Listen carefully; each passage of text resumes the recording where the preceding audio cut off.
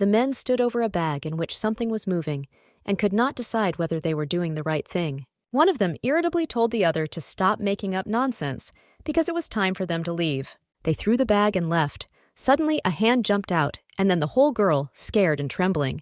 She couldn't believe that she was back in time when she was 10 years old, as if the years had disappeared. The girl hesitated. Was this really not a dream? But if this is reality, she began to remember her execution again. The heroine did not understand why she was reborn at this particular moment in her life. The baby remembered that she was deliberately abandoned here so that she could become prey for wild animals. Despite her fear, she decided that she must survive no matter what. This was her last chance, and she couldn't afford to miss it. The girl desperately fought off the wild wolves, and when one of them fell, she could not believe that she had killed him. Suddenly, a voice came from behind her, asking if she really thought she could kill wolves with a stick. Despite her fear, the girl did not run away. She knew she had to fight for her life. A man stood in front of her and said that courage is the quality of a true winner. The girl asked again and realized that the Duke of Balna, known for his power, was standing in front of her. She couldn't understand how he ended up here, because this didn't happen in his previous life. In her previous life, she met the Duke much later, under completely different circumstances. Bowing, the girl thanked the Duke for saving her, feeling deep gratitude. She noticed that he had already helped her once and asked if she could ask for another favor. The Duke promised to think about it. The girl begged to be taken to the estate of Count Creed. The baby assured the Duke that she would not remain in debt for his help and would always be grateful. She needed this help because she felt completely defenseless. Duke Baln was a magician, and she was very attracted to his power, despite the rumors about him. It was said that the Duke of Balna could not grow old and achieved this with the help of black magic. The basis of black magic was human sacrifice, and this was a terrible secret. The girl didn't even know whether to believe these rumors. After a pause, the Duke addressed her. He asked what the Count's daughter was doing in the middle of the forest at such an hour and in such a state. The man also asked if she really wanted to return to the house from where she was sent to her death. He understood her situation, but it was much more complicated than he could have imagined. The girl was afraid to return there, but if she doesn't return, then what will happen to her? She explained that he had misunderstood. She doesn't want to run away from home again. She needs to stop running and hiding, otherwise she will never solve her problems. The Duke did not want to interfere in other people's family quarrels and preferred to stay away. In the end, the Duke said that he would help her, and the girl felt great joy. However, he added that he would help her only on one condition, demanding something from her in return, which she did not expect at all. The little girl asked what this condition was, feeling uneasy. She had to keep their meeting a secret. The girl swore that it would be so. In that case, the Duke said they were leaving and created a teleportation portal. The little girl knew that teleportation magic was a very high level of skill. The Duke ordered her to hold on to his hand, since the transition could be dangerous. When she touched his hand, he noticed an unusual feeling that was difficult to explain. The girl did not understand at all what had happened, but the gentleman turned away and said that it was nothing. They went into the portal. The girl was shocked because she had never experienced this before. Just a split second, and the girl is already in a different place. The magic is so wonderful, it cannot be conveyed until you feel it. The little girl told the gentleman that this was just a miracle, but he didn't react to her at all. The girl began to believe that she was annoying him. She really didn't understand anything, after which she thanked the gentleman for bringing her home. The little girl added that she knows these places, so she can get further on her own.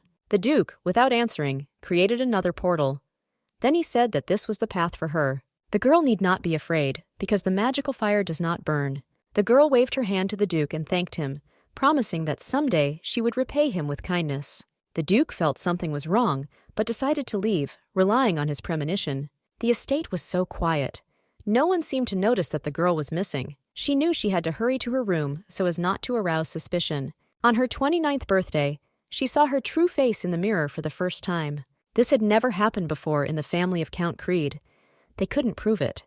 The main character was the first gifted one in the family, and they couldn't leave it like that. The order to execute Alicia's death sentence was issued by the Count himself. Baby girl shouldn't let that happen this time. She sat down on the floor and suddenly heard a voice. It was a maid who asked who was there, and when she did, she noticed that it was my lady. Alicia told Cecile to be quiet because she might wake everyone up. The maid, in turn, did not understand why my lady was here when the girl did not answer anything. Cecile began to believe that something had happened, but the little girl denied it. And at the same time, she asked the maid to call Larry because she had something to say. She decided she didn't need to keep it to herself anymore. This is her way of survival. She didn't realize how many times already, because memories come so randomly and illogically. But Alicia knows one thing for certain. The more she resists, the more painful her death will be. Alicia doesn't ask for much. She first met her father when she was 22 years old. She constantly recalled how Count Creed was asked if he had any objection to his daughter's death sentence, and every time he answered negatively. So, dispassionately and detachedly, he agreed with her verdict. On that ill-fated day, she turned 22, and her father did not know about it. He didn't care about her life. Even when Alicia was killed, he continued to live as if nothing had happened. Alicia was neither offended nor surprised. Rather, she felt pity. To those who died because of her, come to think of it, she didn't do anything. One of the most influential aristocrats in the empire, Count Creed. Honor and wealth were his surroundings. If Alicia's lineage could be proven, she would have inherited the temple, but no such evidence existed. From the point of view of the law, she was just a homeless girl. Also, Elizabeth's mother, whom her father loved more than life itself, died in childbirth. It seems to Elizabeth that her father's cold attitude towards her and the fact that she has not known happiness all her life. The reason for this is obvious. Elizabeth asked where she was. A certain man informed Elizabeth Crete that this was her 29th rebirth. The girl didn't quite understand who he was, so she asked again. She doesn't remember anything, so he will have to explain everything to her again. He's Lake, and Lake represents the pantheon of gods, and he is the one who helps Elizabeth to be reborn. Lake thought everything was strange, because he knows a lot about her, but everything goes wrong. 14 years, 3 years, 15 years, longest, 22 years. Each time she appeared tearful and frightened, and in tears begged Lake to save her life. That's enough. Lake decided he wouldn't let that happen again. As God Lake said, Elizabeth should become happy, and then the rebirth will finally be completed.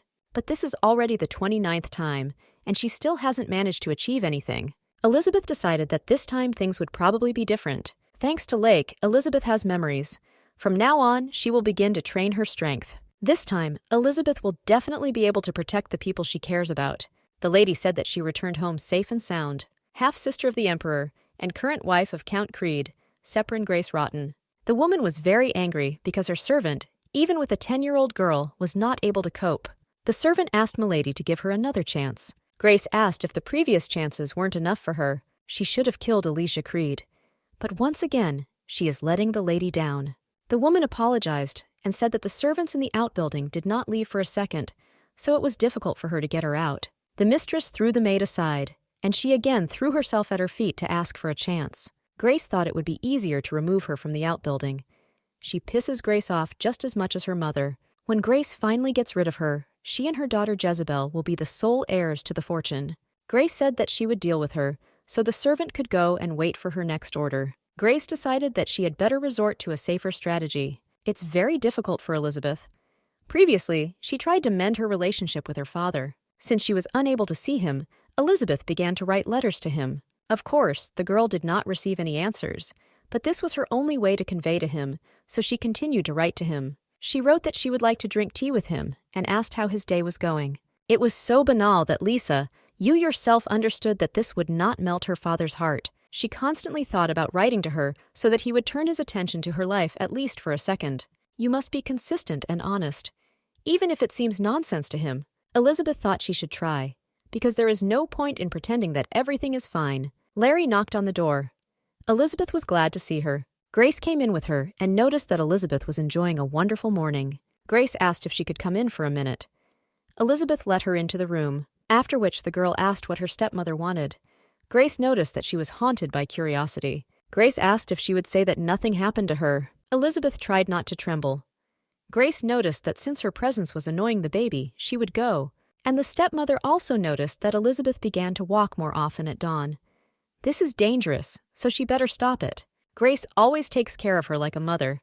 So for the time being, she allocates a few more words to protect her peace. Elizabeth herself understood that this was a definite threat. This meant that after my execution, she would have to live within the 4 walls of the outbuilding. Little Elizabeth decided that she would ruin all the plans of her stepmother, Grace. Larry came to the baby and asked if her stepmother was offended. Elizabeth said everything was fine. Then she asked if she would help her clean up her desk. Larry, of course, agreed. Elizabeth asked Larry if she remembered telling her about her father. She asked the maid to tell her more and in more detail. Alicia said that everything is important to her. What a small detail I am. Larry shouldn't be shy. The maid noticed that only recently she had not even wanted to hear about the Count. Larry reported that she knew little about what was going on in the outhouse, but she knows that the Count is very interested in goals. Elizabeth asked if it was true. He reads every letter to his daughter. That's what the maid who used to work there said. So Lady has no reason to be sad. Besides, the Count is returning home soon, and she can give him all of Elizabeth's letters and gifts. This is what I wanted to do for the girl, but she's too afraid to meet him. Elizabeth decided that she definitely needed to write a letter to her father. A few days later, the head of the Creed family, Dick Creed, returned home. Grace greeted her dear husband. She was glad that he returned unharmed, and she noticed that their daughter Jezebel was worried about him. This is the youngest daughter of Count Creed. Jezebel greeted her father and said she was glad to see him, and that he's okay. He turned around and started to walk away, Grace running after him. Jezebel was very angry because she did not understand why her mother was so ingratiating herself with him.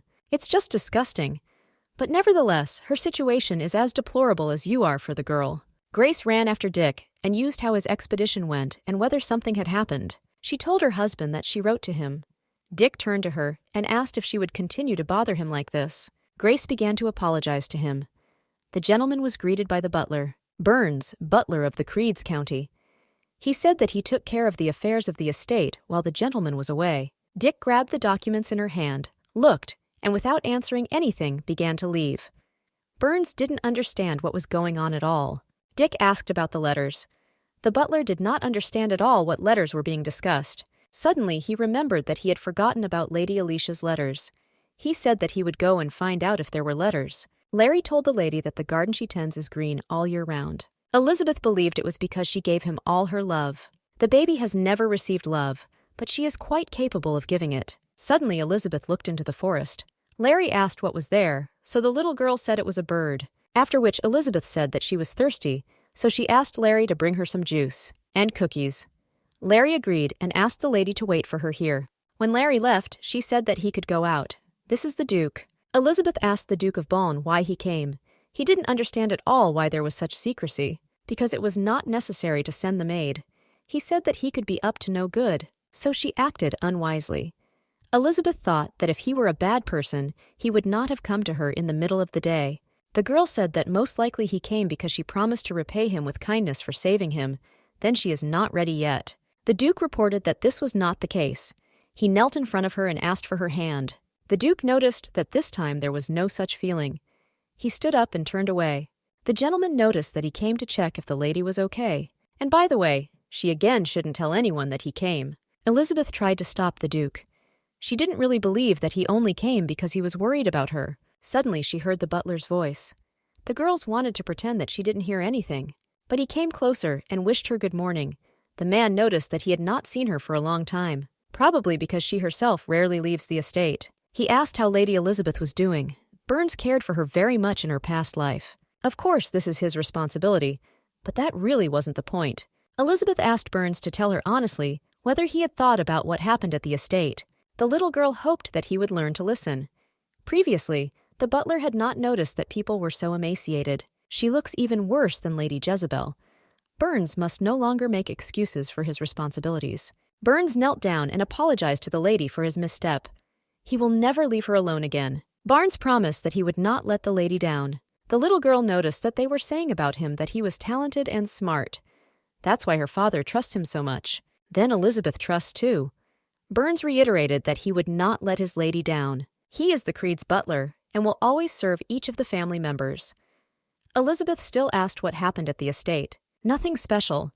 Elizabeth hopes her relationship with her father will improve. She noticed Larry, and she didn't understand at all what she was doing here. Larry said that she saw my lady and was so touched by what she said. The lady said that she wanted to send a letter and a gift to her father. Larry said not to worry because she would give it to Butler Burns. Grace noticed that they had not sat together like this for a long time, and the tea has an exquisite aroma. When Grace chose him, she thought about her husband, and she hopes that in the future they will be able to spend more time together. Then I asked my husband what he thought. Dick said frankly that it had a scent, but for him it was disgusting. Everything around her is disgusting, and he asked again if she wanted to spend more time with him. Grace sadly asked why he hated her so much. After all, she is his wife after all. She didn't understand why at all, and Dick said that she understood better than him. But then he reported what she said. The Emperor, not her. He knows everything better than anyone. Meeting Dick and Grace, you lost your wife Meal. That was 2 months ago. Moreover, when his daughter was born, he realized that he had lost his chance for a better future. Dick kissed His Majesty hello. The Emperor noticed that they had no need for such officialdom. Dick asked why the gentleman called him. The Emperor sighed. He said that he wanted to benefit the Count by marrying his sister. Dick shouted that he had just lost his wife Miel. This is the will of the gods. The Emperor asked if he should know what power would be in the hands of the one who marries the Emperor's daughter. Dick believed that these were base passions. The Emperor continued to ask him and say that all hope was in him. He will finally have a blue blood heir, not what he has now. Dick asks the Emperor if he thinks that he will so easily accept this will of the gods. Words from the servants of the temple, which is known to whom it belongs, the will of the gods. It seemed to him that even the Emperor did not believe in this. He said that Dick needed the power that the temple, which belonged to the Emperor, gave. Dick asked if this was an order. The Emperor said that they were friends with him, so this was his first and last request. Nevertheless, the Count said that he would fulfill his request. He didn't even have time to mourn his dead wife. I had to have a wedding right away. Everything was organized in a short time, and despite this, the celebration was pompous and expensive. He was forced to love an unknown woman. But for him, love ceased to exist as a feeling. Since then, Dick began to avoid meeting his family, and he volunteered to work as a diplomat for the Empire. When he read the letter from this girl, who felt a chilling aroma, he was like Meal's spirits. He felt completely uneasy. The Duke and the Emperor were talking. The Duke believed that the Emperor already knew what was happening in the south. The gentleman said that in 3 years he will finish what he started and return. The Emperor asked again in shock. In fact, the Emperor summoned the Duke because he was informed that the Prince of Smolona and the Count of Kalos had entered into an agreement. The Duke of Baln did not quite understand what was bothering him so much. After all, the Separan family remains loyal to the power of Aolin. The Emperor did not know how he could know, because there may still be those who are up to no good, and he can only be sure of Balna and Dick. Something bad is happening. The gentleman is absolutely sure of this. Baln doesn't think it can start in 3 years. The Emperor noticed that his words were criminal. But maybe in 3 years they will cope. The Emperor announced that the Duke of Balny should marry the one he chose. The Duke asked if this was the Emperor's hobby, to arrange brothers between people who did not like each other. The gentleman justified himself by saying that the gods do not approve of bachelor life. He always tries to fill the void, but the Emperor must know that Balny is going to fill this void through marriage. Baln has many secrets in his heart that he cannot reveal. The Emperor tried to stop the Duke. In general, after 3 years, the Duke of Balny will conquer the lands of the barbarians and transfer them to the possession of His Majesty. The Emperor must have patience. That's right, it's not needed now, but later maybe. Elizabeth told Cecile that she was going to study fencing. The maid was simply shocked and asked again what her mistress was saying.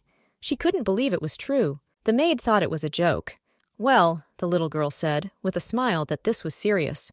She must learn to defend herself. Cecile told the lady that she was only 10 years old. That's why Elizabeth needs something to protect them. But Grace mustn't find out about this. A place where you can practice fencing in secret. The estate of Duke Giordano is most suitable for this. The Giordano clan not only led a body famous for its warrior swordsmen, but also had its own intelligence network. Entrance to the Order's headquarters is prohibited for outsiders. They hire a small number of workers to avoid information leakage. It was the ideal headquarters for a secret order. That's what they told Elizabeth. And the girl wondered if they would teach her fencing there. Cecile understood that no matter how she stopped the mistress, Elizabeth still won't listen. The maid said that she would help, but she must promise the mistress that she would not exhaust herself physically. If something happens, she must definitely inform her maid. Elizabeth agreed, but still, Cecile was worried about her mistress, and once again asked if she could give up this idea. Wow, the Duke of Baln suddenly announced that he doesn't like it when someone bothers him. Larry told the maids that her mistress was worried about the kidnapping attempt, so she ordered them to double their vigilance. There are not enough servants in this wing, but they still have to take care of it.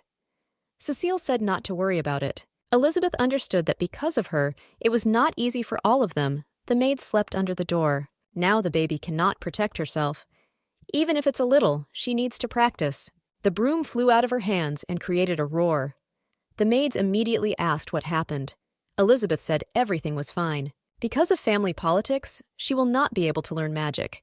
In that case, she should at least learn fencing. Elizabeth took the broom into her hand once more and decided that she couldn't give up after I tried. Every cloud has a silver lining. Tomorrow Elizabeth will definitely go to the estate of Duke Giordano. She mustn't lose heart. The reason for refusing the invitation is that she is unwell. The butler confirmed this. But if she got into a carriage and went somewhere, that means she lied about her illness. Burns asked if he could express his opinion. The Count allowed him. The butler was wondering why his master wanted to meet Miss Alicia so much. It seems to him that the gentleman himself has not yet found the reason for this desire. Moreover, until now, he has not bothered her. It is natural that his daughter avoids him. Dick asked if he wanted to say it was his fault. The butler apologized in advance if he allowed himself too much. Still, he thought it would be better to slow down and give her some time. Dick began to realize that this was his wine. It's all his fault before Miel. The man came to Grace. The woman asked if he figured it out. The servant noticed that most likely it would not be easy for her to return from there alive. Elizabeth was grabbed by the neck. She was jumping and asking to be saved, because she didn't want this. Someone began to take the baby and stroke her with such a warm hand. Elizabeth wondered who it was, after which Elizabeth woke up abruptly, realizing that it was just a dream. My heart was pounding, and the memories of what had happened seemed so real and frightening. She sat in the carriage, watching the flickering lights as she headed towards the Duke's estate, where an unknown fate awaited her. She noticed that the speed was too high, so she had to ask to go slower. When she knocked on the doors, they broke down, and the girl flew out of the carriage. She didn't understand what was happening, and when she saw that she was hanging on a cliff, she immediately let go of her hand. The main character couldn't believe that this was happening to her again. The carriage suddenly overturned. Elizabeth was only now beginning to think about where she was. Balney entered the room. She didn't answer. The gentleman assumed that she was having nightmares. The girl was surprised when she saw him. Balney said that she had nothing to worry about or be afraid of, because here is the territory of the Duchy of Giordano, and the safest place is the Duke's home. At a minimum, no one will overturn the carriage and try to kill it under the guise of an accident. Elizabeth knew it was Grace's doing. The Duke noticed that she was always putting herself in danger. If he had not found her in time, Elizabeth would have died alone, left at the mercy of a harsh fate and cruel circumstances. Elizabeth started to say something to the Duke, but he told her to eat it first because she had been sleeping for 24 hours. Baln said that half asleep she repeated that there must be bacon in the soup. This soup has it. Elizabeth was shocked that she would say such a thing. The girl immediately became embarrassed. The Duke confirmed this. Elizabeth became even more ashamed because she found herself in the Duke's house and talked in her sleep about bacon in the soup. When Elizabeth finishes her meal, she can go down to the first floor, and the Duke will give her fencing lessons. Elizabeth had absolutely no idea how he found out about this. Baln said he was just guessing, and they will see each other later. This soup is really delicious. Therefore, Elizabeth believed that they cooked differently in the duchy. At the same time, in the majestic estate of Duke Creed, something important was happening that changed the fate of all the inhabitants. Larry was worried because there was no news from the lady. She wondered if Elizabeth had arrived safely. Suddenly, Cecilia ran up to her. Larry didn't quite understand what had happened. Cecilia screamed in panic that the Count was furious. He was tearing up and rushing, and they were in big trouble, threatening the entire estate. Lecce is the guard of the Duke of Balne. He came to the master and said that he had something to tell him. A few days ago, Lady Creed, who arrived at the estate, said that she needed a teacher, so he asks permission if he can teach her personally, because he heard that no one wants to do it. Balne asked if he had any special reason. Lecce noticed that the gentleman did not need a guard, and here he had a chance to earn his salary. In addition, he had many brothers, and he is not bad with small children. Balne noticed that he was the only one who could call her a little child. He allowed him, but he couldn't give in. Lecce volunteered to teach her, but I didn't really expect anything. 30 laps. Elizabeth ran through them. The little girl is trying her best. Lecce asked if it was hard for the lady. She needed training for self-defense. He assumed that she would do it half-heartedly, but he soon realized that she was giving it her all, proving her determination. He told Miss Elizabeth to run 10 more laps. She's already completely off her feet, but the desire to survive was stronger, so she continued to run. She can't give up everything. The servants told Elizabeth that if she did not run properly, they would help her fall. Elizabeth believed that they were all mocking her. Suddenly a maid approached him. She began to tell Lecce that her mistress was here, and she heard that Alice was again on the training field. Cecile was simply shocked when she saw the mistress. She started hugging her and saying that she was very sweaty. Cecile heard that I am a lady was wounded, so she thought that it was wrong to run around like that. Elizabeth said that she was cured at the Duke's estate and is already healthy. She wondered how the maid ended up here. What happened is that the Count is looking for her. Cecile said that he had already heard that his daughter was sick and was about to call a doctor. When he learned that Elizabeth was at the Duke's estate, he gathered the knights to personally visit her. Elizabeth noticed that something was wrong. She didn't quite understand the reason why he wanted to see her so much. Elizabeth told the maid that she needed to talk to her father, otherwise she should wait for her in the carriage. The maid noticed that in someone else's house, contrary to expectations, Elizabeth looked happier. If Elizabeth had known that this would happen, she would have asked where he was now. Baln said she was in the other direction. Elizabeth reported that she was just on her way to see him, and he came in very handy. The Duke noticed that she was not even surprised. Baln said that he knew that the lady was returning to the Count's house. Elizabeth believed that something had happened at home, so she needed to check. She really hoped that the gentleman would not tell her not to come again. Baln told her to go back, because there was no need to worry about others, after which the lady asked what it was in his hands. This is a magical medallion for moving in space. When she comes back, you should take the medallion and think about this place, and then she will immediately be here. Elizabeth was very grateful to the Duke. The man noticed that the maid seemed trustworthy to him, but just in case, Elizabeth had better go straight to the gate. She need not worry because they will send her to the estate. Elizabeth was very grateful that the Duke took such good care of her. She doesn't even know how she can thank him. Baln asked if she could promise him something in that case. Elizabeth greatly underestimated the latter exercise. 2 days ago she was at the Duke's. Baln said that this was a mere trifle, but she must keep her promise. She asked what he was talking about. The Duke said that she should go up and down the stairs for 2 hours a day.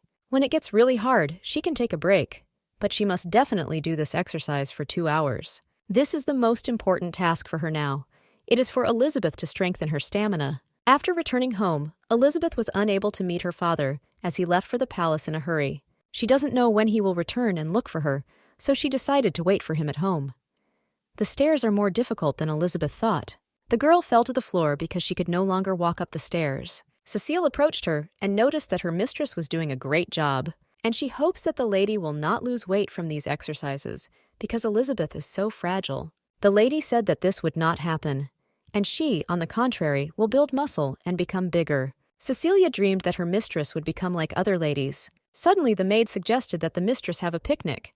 Elizabeth asked again. Cecilia noticed that the weather was nice today, and she thought it would be great for eating outside. Before Elizabeth returned, she had only gone on picnics with Larry and Cecile a few times. Elizabeth agreed to go on a picnic, and she said that she would help the maid prepare the food, because she just wanted to learn how to sing pecan pie. This interested the maid. Elizabeth heard that her father doesn't really eat sweets, but he really likes pecan pie. True, she doesn't know when she'll be able to treat him. Maid Gavrila, please slow down, because she might fall. The main character noticed that today, the weather is really good. If it weren't for Cecile, Elizabeth would still be sitting at home. She called Larry. The maid informed the lady that she needed to go away on some business. Then she asked if she could wait for her a little, and promised to send Cecile. Elizabeth agrees. No wonder Larry is so worried about Elizabeth. It's not so easy to have a picnic. Prepare all snacks. After which, Elizabeth thought about how she could give her father the pecan pie. Elizabeth realizes that she must make an effort to restore her relationship with him. But because Grace banished her to the estate's wing, Elizabeth and her services lost all power. The entrance to the main corridor is strictly controlled by everyone except the main maid, Larry, and is prohibited from entering there. Elizabeth would like to give him this special gift in person, but I thought that Grace was probably up to something after that incident with the carriage, so maybe she needs to pass it on another time. Someone was standing behind the tree. Suddenly, this man came out and asked what all this antics were about. Elizabeth had absolutely no idea where her father was coming from. He asked again if she had heard him. Cut cannot utter a word out of fear. Dick ordered her to stop, because he didn't ask for an apology. And at the same time, I asked if he could sit next to me. The butler told the owner that only 3 or 4 hours had passed since his return, and he would advise him to rest. But the Count ordered him to stop talking.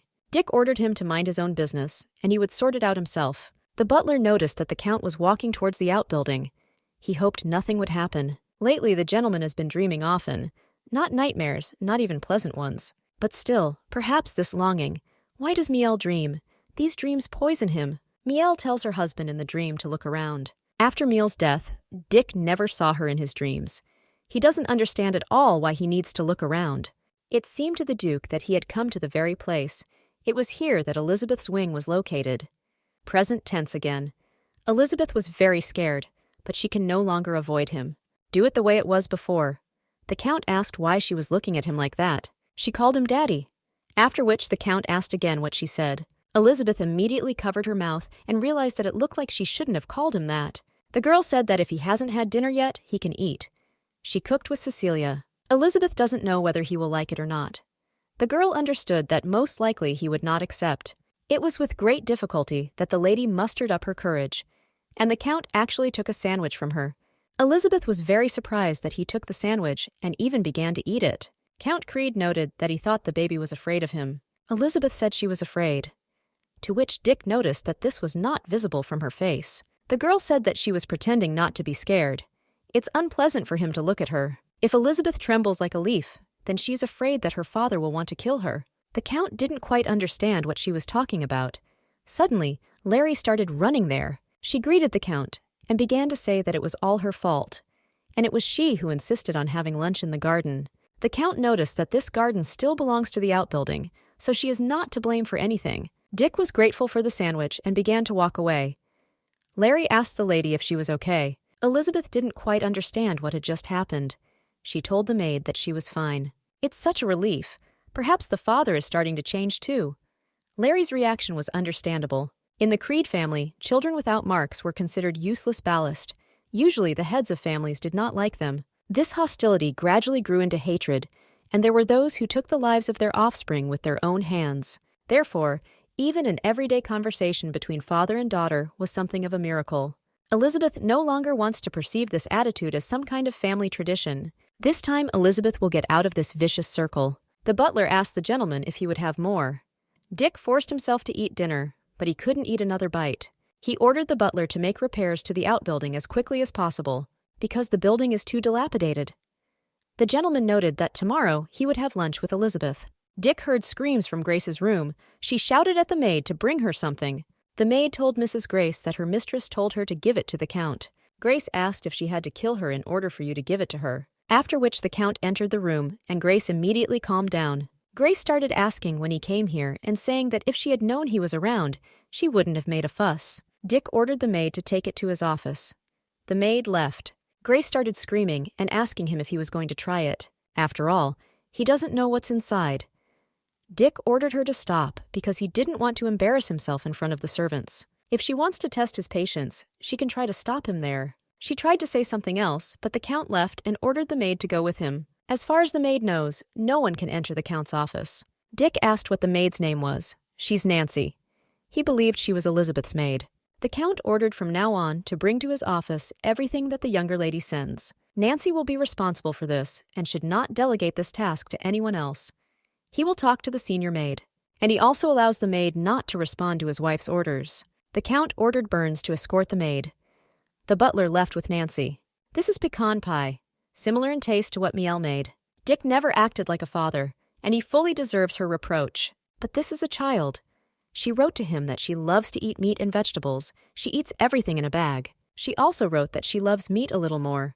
She is also good at embroidery. Elizabeth sent him a handkerchief and hoped that he would find it useful. Last time that bacon soup.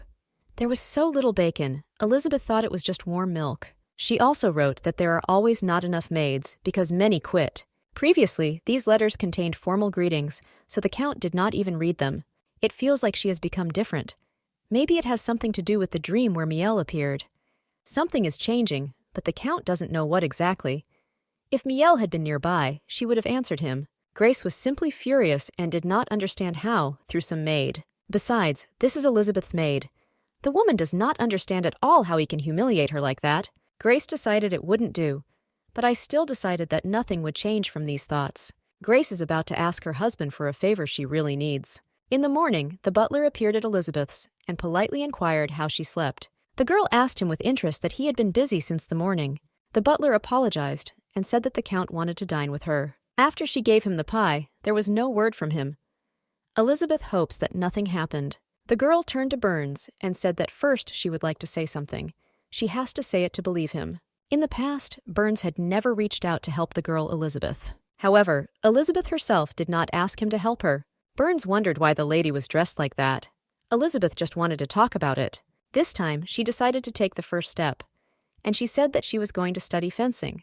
Elizabeth decided to trust the butler.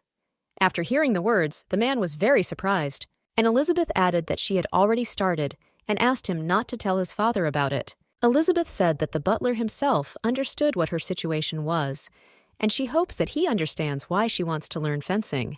Elizabeth chose the Giordano estate because of its privacy and historical significance, making it a particularly suitable location for her purposes. The mistress said that she herself would inform her father about this, so she asks him to keep it a secret for now. Burns promised to do as my lady asked. He is good at keeping secrets. The girl is very grateful to him, after which the butler decided to ask what about lunch. Larry hoped milady would be okay. She accompanied the mistress. Elizabeth said about the maid that it was nothing, because they would just have lunch together. The girl was also worried, but did not want to show it to Larry. The maid was afraid that the lady would have indigestion. They noticed that Sprout had appeared there. Elizabeth didn't even know how he got through that gap. Larry said it was the lady who influenced him, because Elizabeth is capable of nurturing shoots even in winter. At one time, Separan was considered a dead land. The winters there were long and fierce. Therefore, before the onset of winter, the aristocrats hired magicians to cast a preservation spell on the garden. But Elizabeth's plants do not die even without such magic, unless they are physically destroyed. This is probably a blessing. Plants helping animals, even without a mark they are given a blessing. Larry told Miss that someone was approaching them. The man greeted Miss Elizabeth. It was Camille accompanying the Knight of Daylock. He introduced himself and said that he had come for her. Elizabeth told the maid that she would come soon. Larry asked the lady to be careful. If Elizabeth knew, I would have to train so much in the morning. The muscles in my legs hurt a lot. Camille asked if Elizabeth's legs hurt, to which the girl said that everything was fine. Camille knelt down and apologized, after which he took the lady in his arms. Elizabeth asked to be released. Camille noted that, to be honest, he saw her from afar several times, and Mrs. Larry wore it like that too. Elizabeth couldn't remember when it was. Still, Camille was always very affectionate. He had wanted to help his lady with something before. Camille also said that the lady can address him on a first-name basis. Elizabeth asked again, and the guy noticed that otherwise the Count would scold him, but the main character didn't think that he would get angry over such a trifle. Elizabeth nevertheless agreed. Camille was pleased to hear this, and he began to smile. The butler hurriedly reported that the gentleman had just returned. Camille greeted the Count. Elizabeth thought that he would be waiting inside. Dick ignored Camille, but then asked how long he was going to hold Elizabeth in his arms. Camille immediately apologized and put the lady down. Elizabeth noticed that he had a dissatisfied face. Therefore, the girl began to believe that she was unpleasant to him again. He turned to the girl, and when he closed the doors, he noticed that he still didn't know something. Elizabeth was completely confused and did not know what to say in response. Suddenly, she turned around and thanked her father for inviting her to dinner. Father said to go inside. The butler noticed that the lady had nothing to worry about because her father was not angry with her. When Elizabeth tried to ask something, the butler said that she herself would understand everything when she talked to him. Burns told the lady not to be afraid and wished her a bon appetit. If she needs something, she can call him, because he will be waiting outside. Elizabeth didn't want Burns to leave her here alone, and he sat down himself, inviting his daughter to take a seat next to him at the table. Dick noticed that Elizabeth was very uncomfortable. He asked if she was uncomfortable. Elizabeth tried to say something.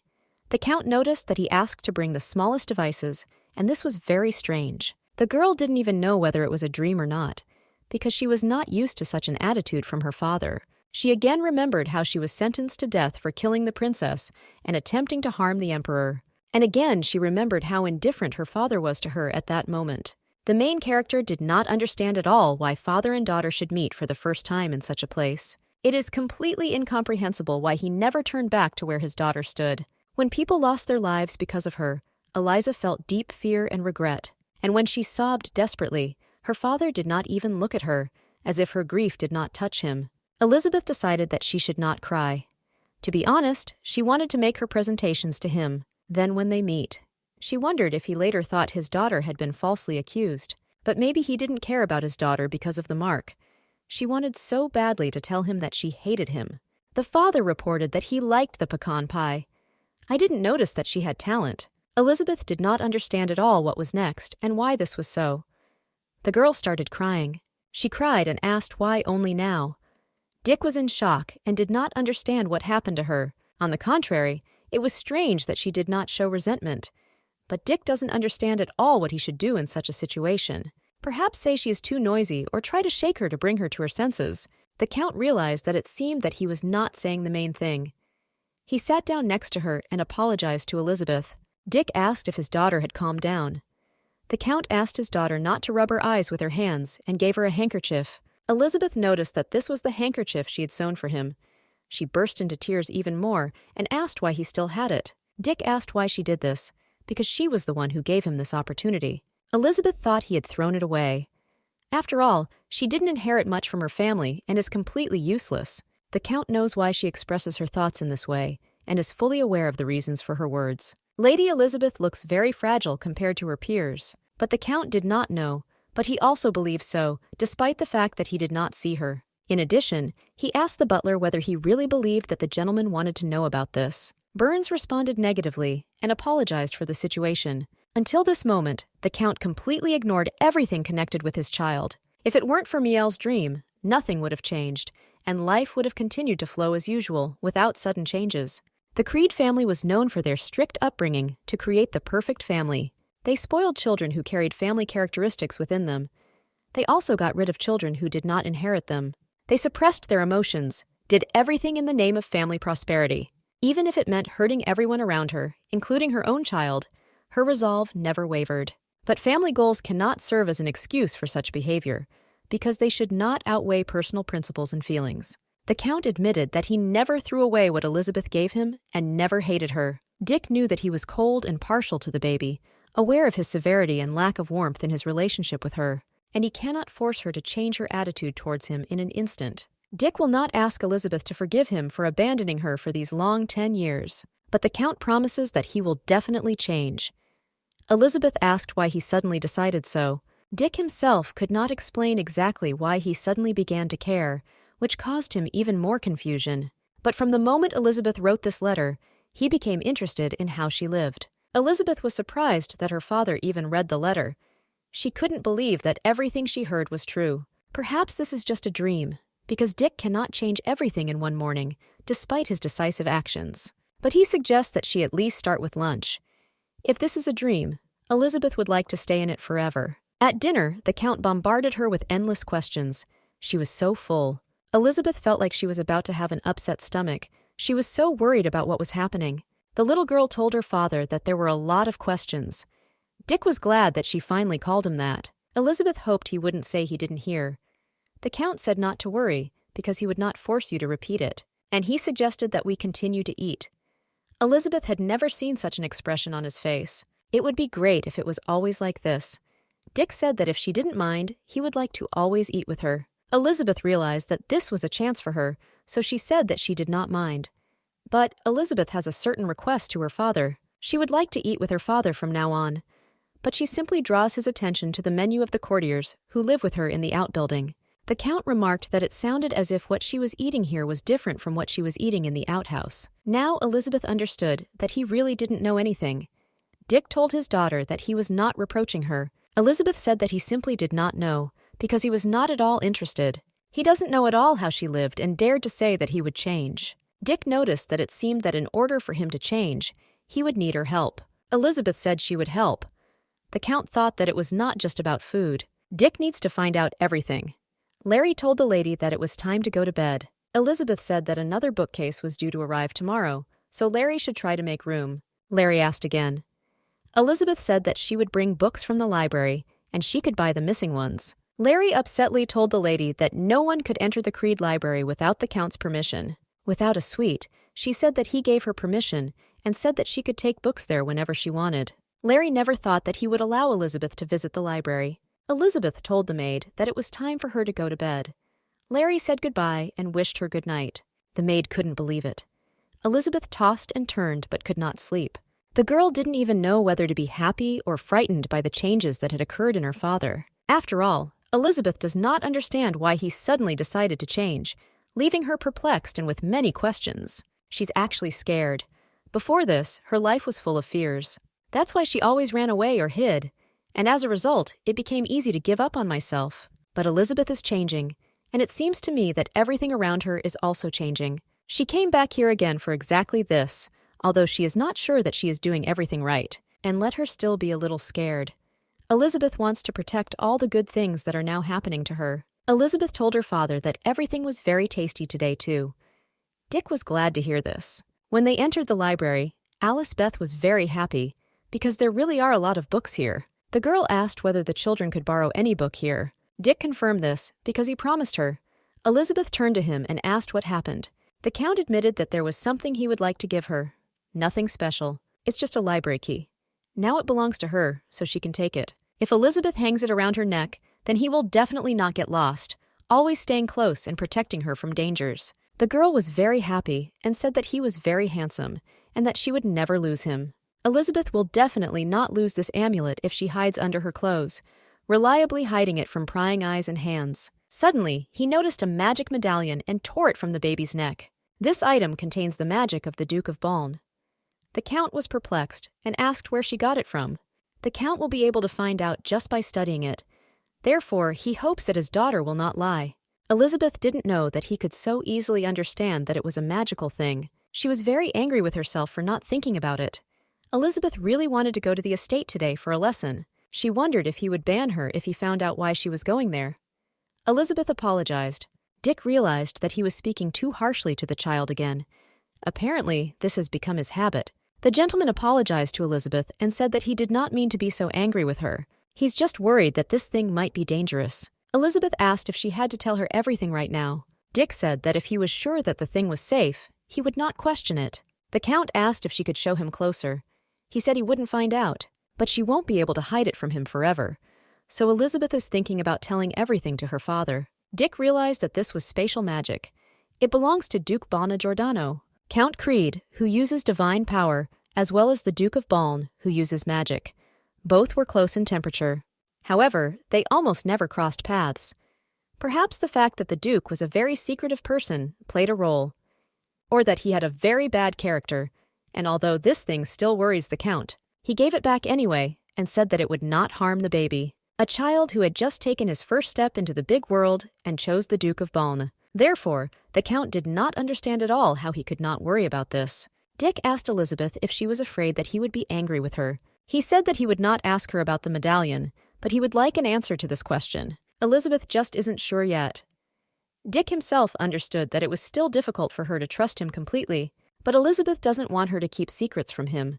She decided to tell. Elizabeth said that she began to learn fencing for self-defense on the estate, and although she cannot tell him the reason for this decision, she still promises that she will tell him later. In addition, Elizabeth has become much more resilient due to training. Although not much time has passed, Dick was very grateful, and he said that he would be glad if she continued to be honest with him. Elizabeth smiled and promised that it would be so. The next day, at dawn, Elizabeth was happy because today she would actually go to training. The main thing is not to forget anything. The girl noticed a letter on the table. In that letter, it was written that he thought that the girl had a reason why she chose the Duke of Baln, and she knows for sure that the training there will not be easy. But since this is her decision, she must go to the end. The Count will worry about her, so she must not get hurt and be careful. Elizabeth didn't know whether he was cold or caring. So far, she has not been able to understand this, but she will return soon. Elizabeth asked Beretsky whether she should start with 30 circles or push-ups. Rand didn't think she would come back. The girl asked if she would study with Sir Lecce today. Elizabeth decided to continue training, which is beyond the power of many adults. Rand told her to wait in the office on the second floor. Sir Lecce and the Duke will be up there soon. Elizabeth had absolutely no idea which office was on the second floor. She will have to check all the doors in a row. Elizabeth was completely lost because every door was the wrong one. There's only one left. But when she opened it, she was very surprised. And I didn't understand what it was. She saw in front of her a map of the Sepiran Empire. Moreover, this is a military map of the empire. It should not fall into enemy hands, because strategic objects and other important information are marked on it. Therefore, it is inaccessible to the ordinary person. Of course, this does not apply to Duke Balna, but she didn't understand at all how he could leave her in such a prominent place. Suddenly, the girl noticed the road to Jetrin. These are wild lands located in the south, and they are on the border with Rydern. There are no laws, no norms, and from time to time, these savages raid. In fact, this is a small Union state that is not shy about robbery and robbery. If Elizabeth remembers correctly, a war with them will soon begin. And although after 3 years, the Empire will win, of Malden was chosen as the course on the map. But the Calburn Forest in the east would be much better suited. The Duke came into the room and asked what she was looking at. Baln said that he simply asked what she was looking at here with such interest. It seems that the lady has already realized what it is. Elizabeth believed you were a map with a plan for attacking Jatron. Elizabeth was very apologetic, and Hertz was shocked because a 10-year-old girl was able to understand this in a few seconds. Baln said that it was nothing like that, because those who left it here without proper supervision are to blame. The Duke told the servants that he would think about how they should be punished, so they were free. Baln said it was somehow their fault that they left the map here, and he is not so naive as to let go of someone who found out all their plans. The Duke asked her to talk about the forest she was just mumbling about. He became interested. The Duke asked if she said that winter was coming, and when the swamp froze, it would be much easier to move around. Elizabeth confirmed this, adding that monsters live there, spitting poisonous gas. This problem can be addressed. Baln was interested in how it could be solved. Elizabeth admitted that she herself had recently learned about this. The Creed family library contains a rare book about herbs. It says that if you mix several herbs, you can get an antidote. Elizabeth herself had only recently learned about this combination of herbs, and the book was in the far corner. Perhaps no one thought of such a method. Elizabeth hoped that he would not kill her now. Baln asked again, after which he began to laugh and ask how she could even think of such a thing. Because he knows very well that the Creed family will never betray the Empire, and he continued to laugh. Well, he would have listened to the composition of the antidote. He thinks this could help them a lot. Elizabeth said that she would tell everything. Baln said that in return, he would personally teach her how to wield a sword. Now Elizabeth will have to repeat after the Duke. Elizabeth was confused. The girl asked the gentleman if he could first teach her how to hold a sword. Come on, all Elizabeth did was cut circles around the field. The Duke agreed. He told her how to bend her arm and asked her not to strain. Elizabeth's gaze should be directed towards the sword.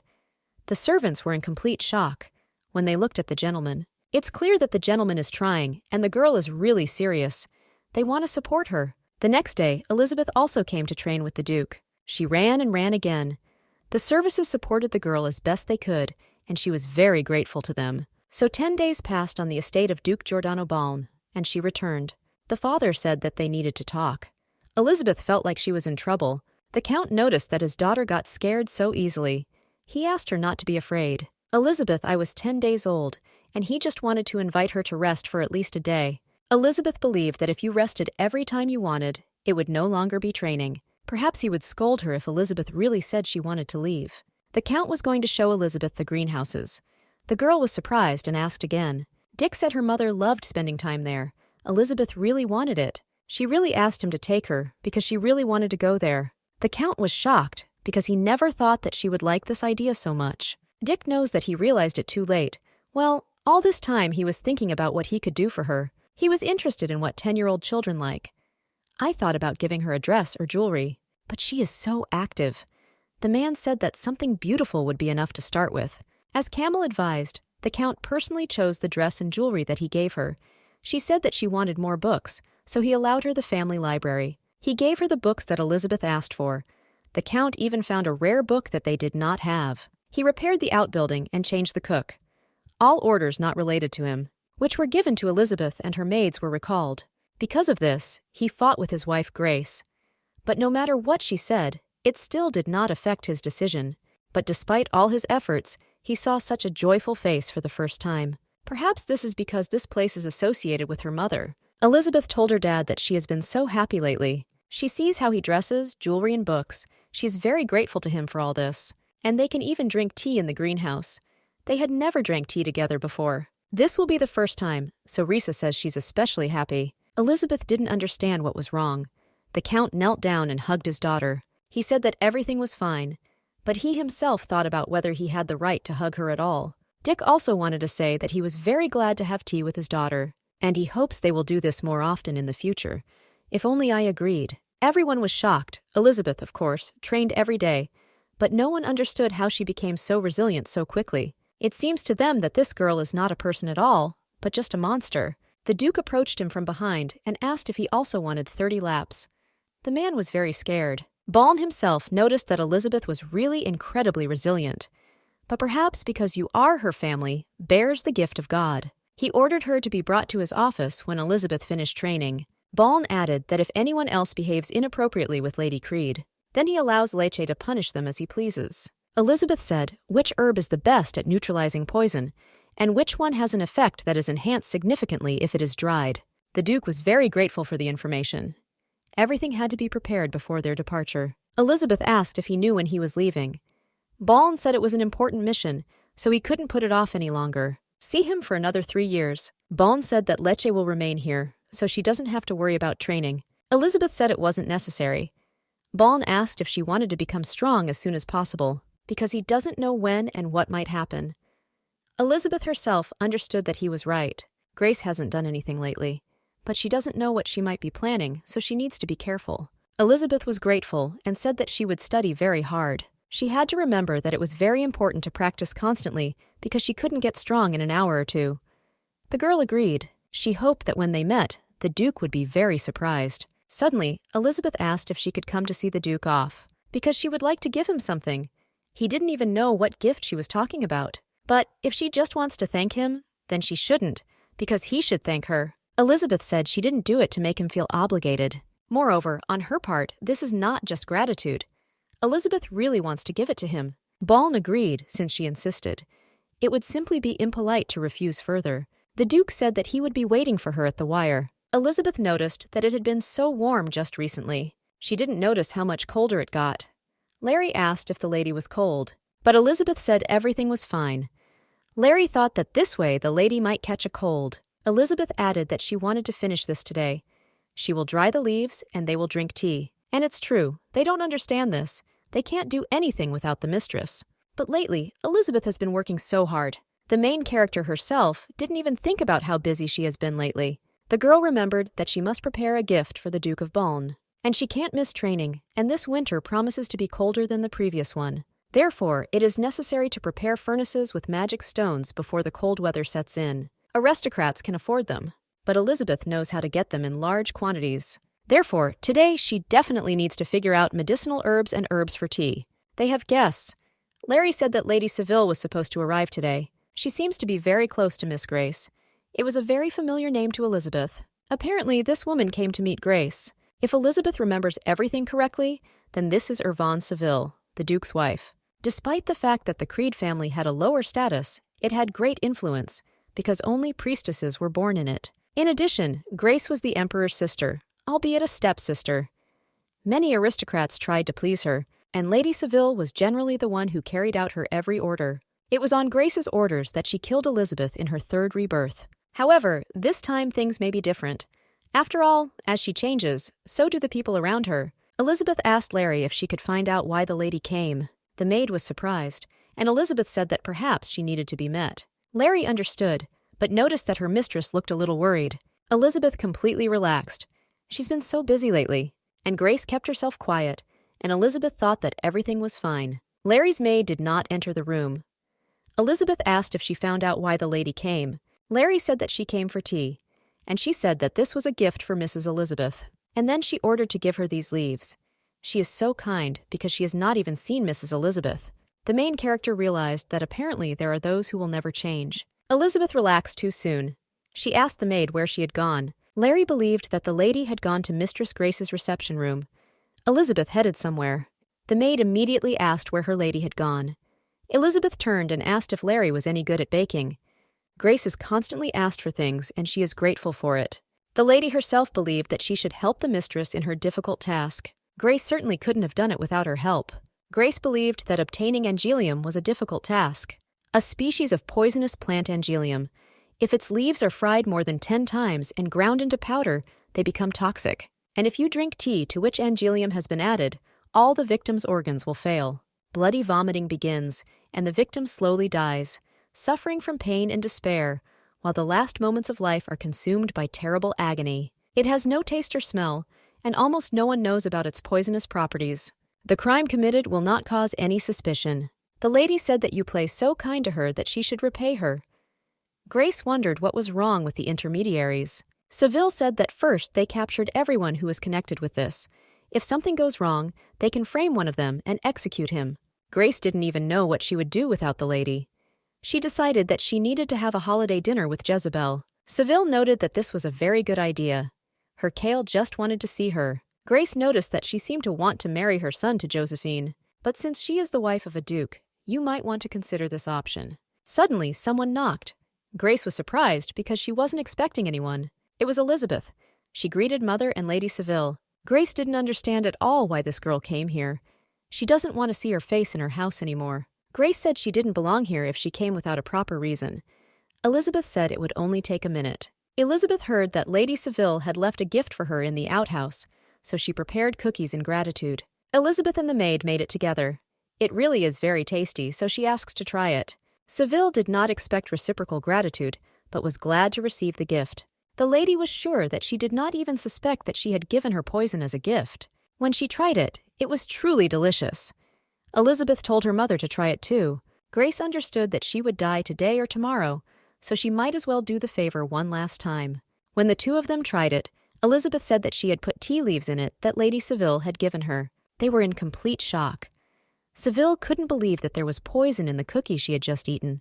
However, it is very strange that they did not add any flavor to the cookies. Elizabeth herself took the cookie and began to eat it. Seville tried to stop her. She figured that she probably got so busy while cooking that she forgot to add them. But Elizabeth really tried, so she hopes they like them. Grace had no idea how she found out. Seville thought they would die. Elizabeth simply decided to mock Grace, so she threw that cookie and didn't understand how she dared. Seville asked if everything would be okay with them. Grace confirmed this, and she said that she would deal with this incident. Seville doesn't have to worry about anything. Elizabeth spoke for the first time, looking this woman straight in the eyes. Elizabeth, of course, felt better, but she was still scared. She hopes she hasn't done something stupid. Then she ran into her daughter Grace in the corridor. Jezebel asked her why she didn't look where she was running, because she could fall. Elizabeth began to apologize, after which Jezebel asked who she even was. But the girl ran away. She tried to stop her, after which she realized that she looked like the woman from the portrait whom her father loved. Miel loved her daughter very much. Elizabeth stood aside and realized that it was her and her mother. The main character would also like to see her, at least in a dream. Elizabeth really wants to talk to her mom. Suddenly she woke up. The girl noticed that Grace was next to her, asking where she was going, because her place is on the other side. She threw it into the bag. Elizabeth began to run away and was already standing in front of the water. At the last moment, she decided to jump into the water. The main character understood that as a result, she would miss her last chance and simply disappear. And Elizabeth so wanted to use it to live her life to the very end. She cried and whimpered. Elizabeth woke up from her room and believed it was a dream. When she looked back, she saw her dad sleeping next to her. He began to wake up, and when he fully woke up, he began shouting Elizabeth's name. He told her to go back to bed because she shouldn't get up. It seems his daughter still has a fever. He was so scared when he found out. Elizabeth fainted. He asked what happened. The girl believed that she had probably been outside too long in such cold weather. Lately, she often walks with Larry in the garden. The daughter told Dick that everything was really fine. The Count said that nothing was wrong because she had been bedridden for 3 whole days, so she needed to rest. Elizabeth just plucked up the courage to say something to Grace and lay with a fever for 3 whole days. Father didn't know if he had the right to say that, but he would have been glad if she didn't smile, pretending that everything was fine. The baby is only 10, and she can still be just a child for a little while longer, so he asks her not to pretend anymore. Elizabeth hid under the blanket because she wanted to cry. Dick asked what was wrong with her. He believed that something hurt her. Even now, when she remembers past lives, Elizabeth still hates and despises her father, but feels that her hostility is weakening. The girl asked if Dad could stay with her until she fell asleep, and someday the day will come when this hostility will disappear. Dick said that he would be here even when she woke up. A few days later, Elizabeth spoke with the Duke. She heard that he was leaving in a couple of days. This was indeed true. They leave very early in the morning. Balney thought it would be difficult to come see him off. Elizabeth said that in that case, she would just give him the gift right now. The girl was very worried. Balna wondered what it had prepared that was so worried. Elizabeth didn't know if he would like it. The girl asked him to sit down for a minute. The Duke did not know that Elizabeth could bring him to his knees so easily. The girl immediately began to say that she didn't mean it that way. It's just that Elizabeth is still very short, so I had to ask him to sit down. She apologized many times. Ball noticed that it was a joke. Elizabeth was not very pleased because she was already worried. The Duke asked if she would give him the gift right now because he was all impatient. He is all impatient, but Elizabeth doesn't even know what will happen if the gift does not live up to his hopes. Baln already thought that she had changed her mind about giving it to him. Elizabeth apologized. She asked for a second. I couldn't get it out of my bag. After that, she allowed him to open his eyes, because her gift for him was already ready. Baln asked if he could open it right now. Elizabeth confirmed this. This is tea that she made herself. She included medicinal herbs in it, so it has healing properties. It would be cold on the battlefield, so such a gift seemed appropriate to her. The Duke was very grateful to the lady. Elizabeth said it was a mere trifle, and in fact, she has another one. The Duke wondered what it was. Elizabeth finally made up her mind and placed a crystal pendant on the Duke's neck. Elizabeth thought that she could become his personal talisman. This is, of course, an inexpensive decoration. But still she tried. The Duke turned to the lady and asked if she had tried for his sake. The girl confirmed. Ball noticed that this was quite enough. He will gladly accept any gift from her, so she should not say that. Elizabeth said that if he was satisfied, then her efforts were in vain. Several days have already passed since Elizabeth woke up. Dick was going to go with her to the greenhouse today. He told her about the call from the Imperial Palace. The Count didn't want to go there, but alas. My father asked if he should go there. Elizabeth said it was much more important. Her father should go there, because they can go to the greenhouse another time.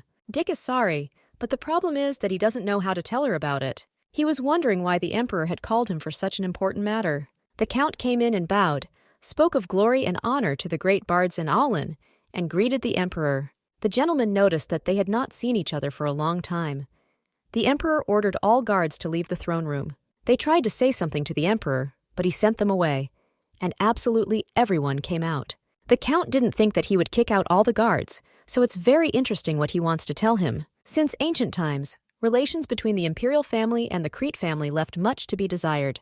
The power that allowed him to subjugate the entire people of the empire, an ability received a long time ago from the god of war Aeolin. It didn't work on Count Creed's family, and therefore, for the Emperor, this family became a dangerous figure, which could start a riot at any moment, and although the relationship became much better, no one knew when and for what reason everything could go wrong. The Emperor noticed that recently people whom he considers to be his hands are too far from him, and this upsets him. Duke Baln is busy with the war, and nothing can be done about it. But he did not call the Count to complain about this. He noticed that they say that his eldest daughter is very gifted. Everyone who visits the throne room, do not forget to mention what a genius she is. Dick noticed that if you read a lot of books, it means you are gifted. Yes, it is. However, she is not the bearer of the mark, but simply a useless child.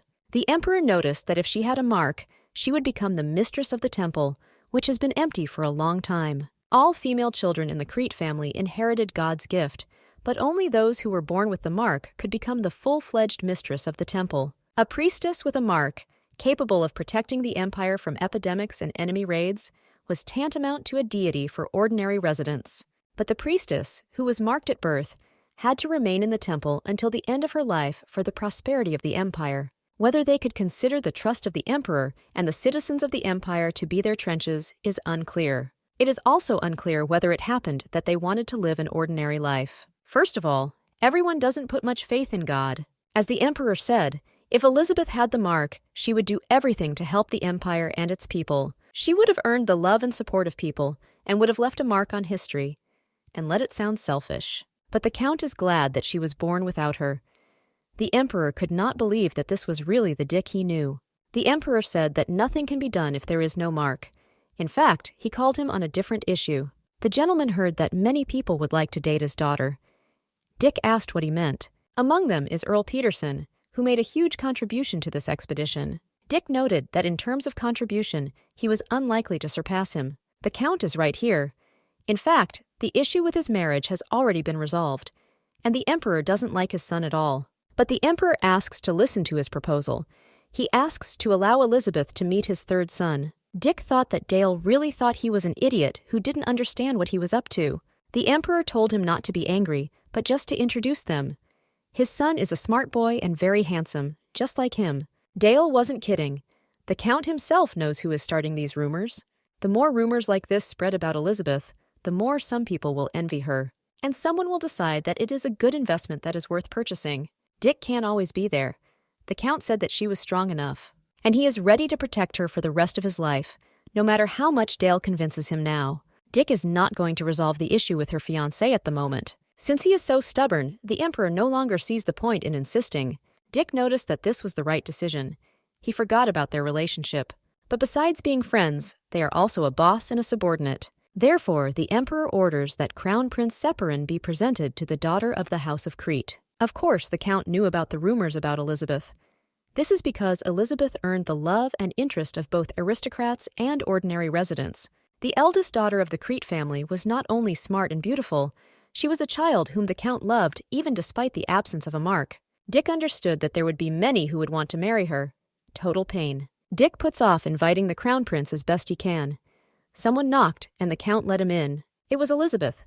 She told her father that she was wearing the dress he gave her, but she thinks that this dress is too beautiful for someone like her. Dick said that this is not so, because it suits her very well, so much so that he regrets that the baby could not wear this beauty earlier. Elizabeth believed that he only said that because he was her father. The Count noticed that she looked so much like Miel when she smiled, after which he invited her to take a walk because she needed to walk such a beautiful dress. Camille burst into the library and called for the gentleman. Dick asked if he had forgotten that no one was allowed to enter here. Camille apologized, but he had to report that the Imperial carriage was currently approaching the gate. Elizabeth was very curious about what happened. The father told her that her daughter would have to wait a little, and it is advisable that she does not go out to the gate in the near future. Elizabeth tried to stop him and asked if something serious had happened. Dick said that everything is fine and he will be back soon, so the baby has nothing to worry about. Elizabeth had never seen him so confused. She believed that it was something serious if someone came directly from the Imperial Palace. Elizabeth decided to hide in the garden and take a peek. The Count asked if they wanted to say that this was an ordinary visit.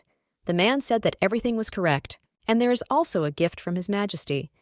The Count said that he did not need a gift, but the purpose of the visit. He knows better than anyone that this family doesn't pay visits just like that.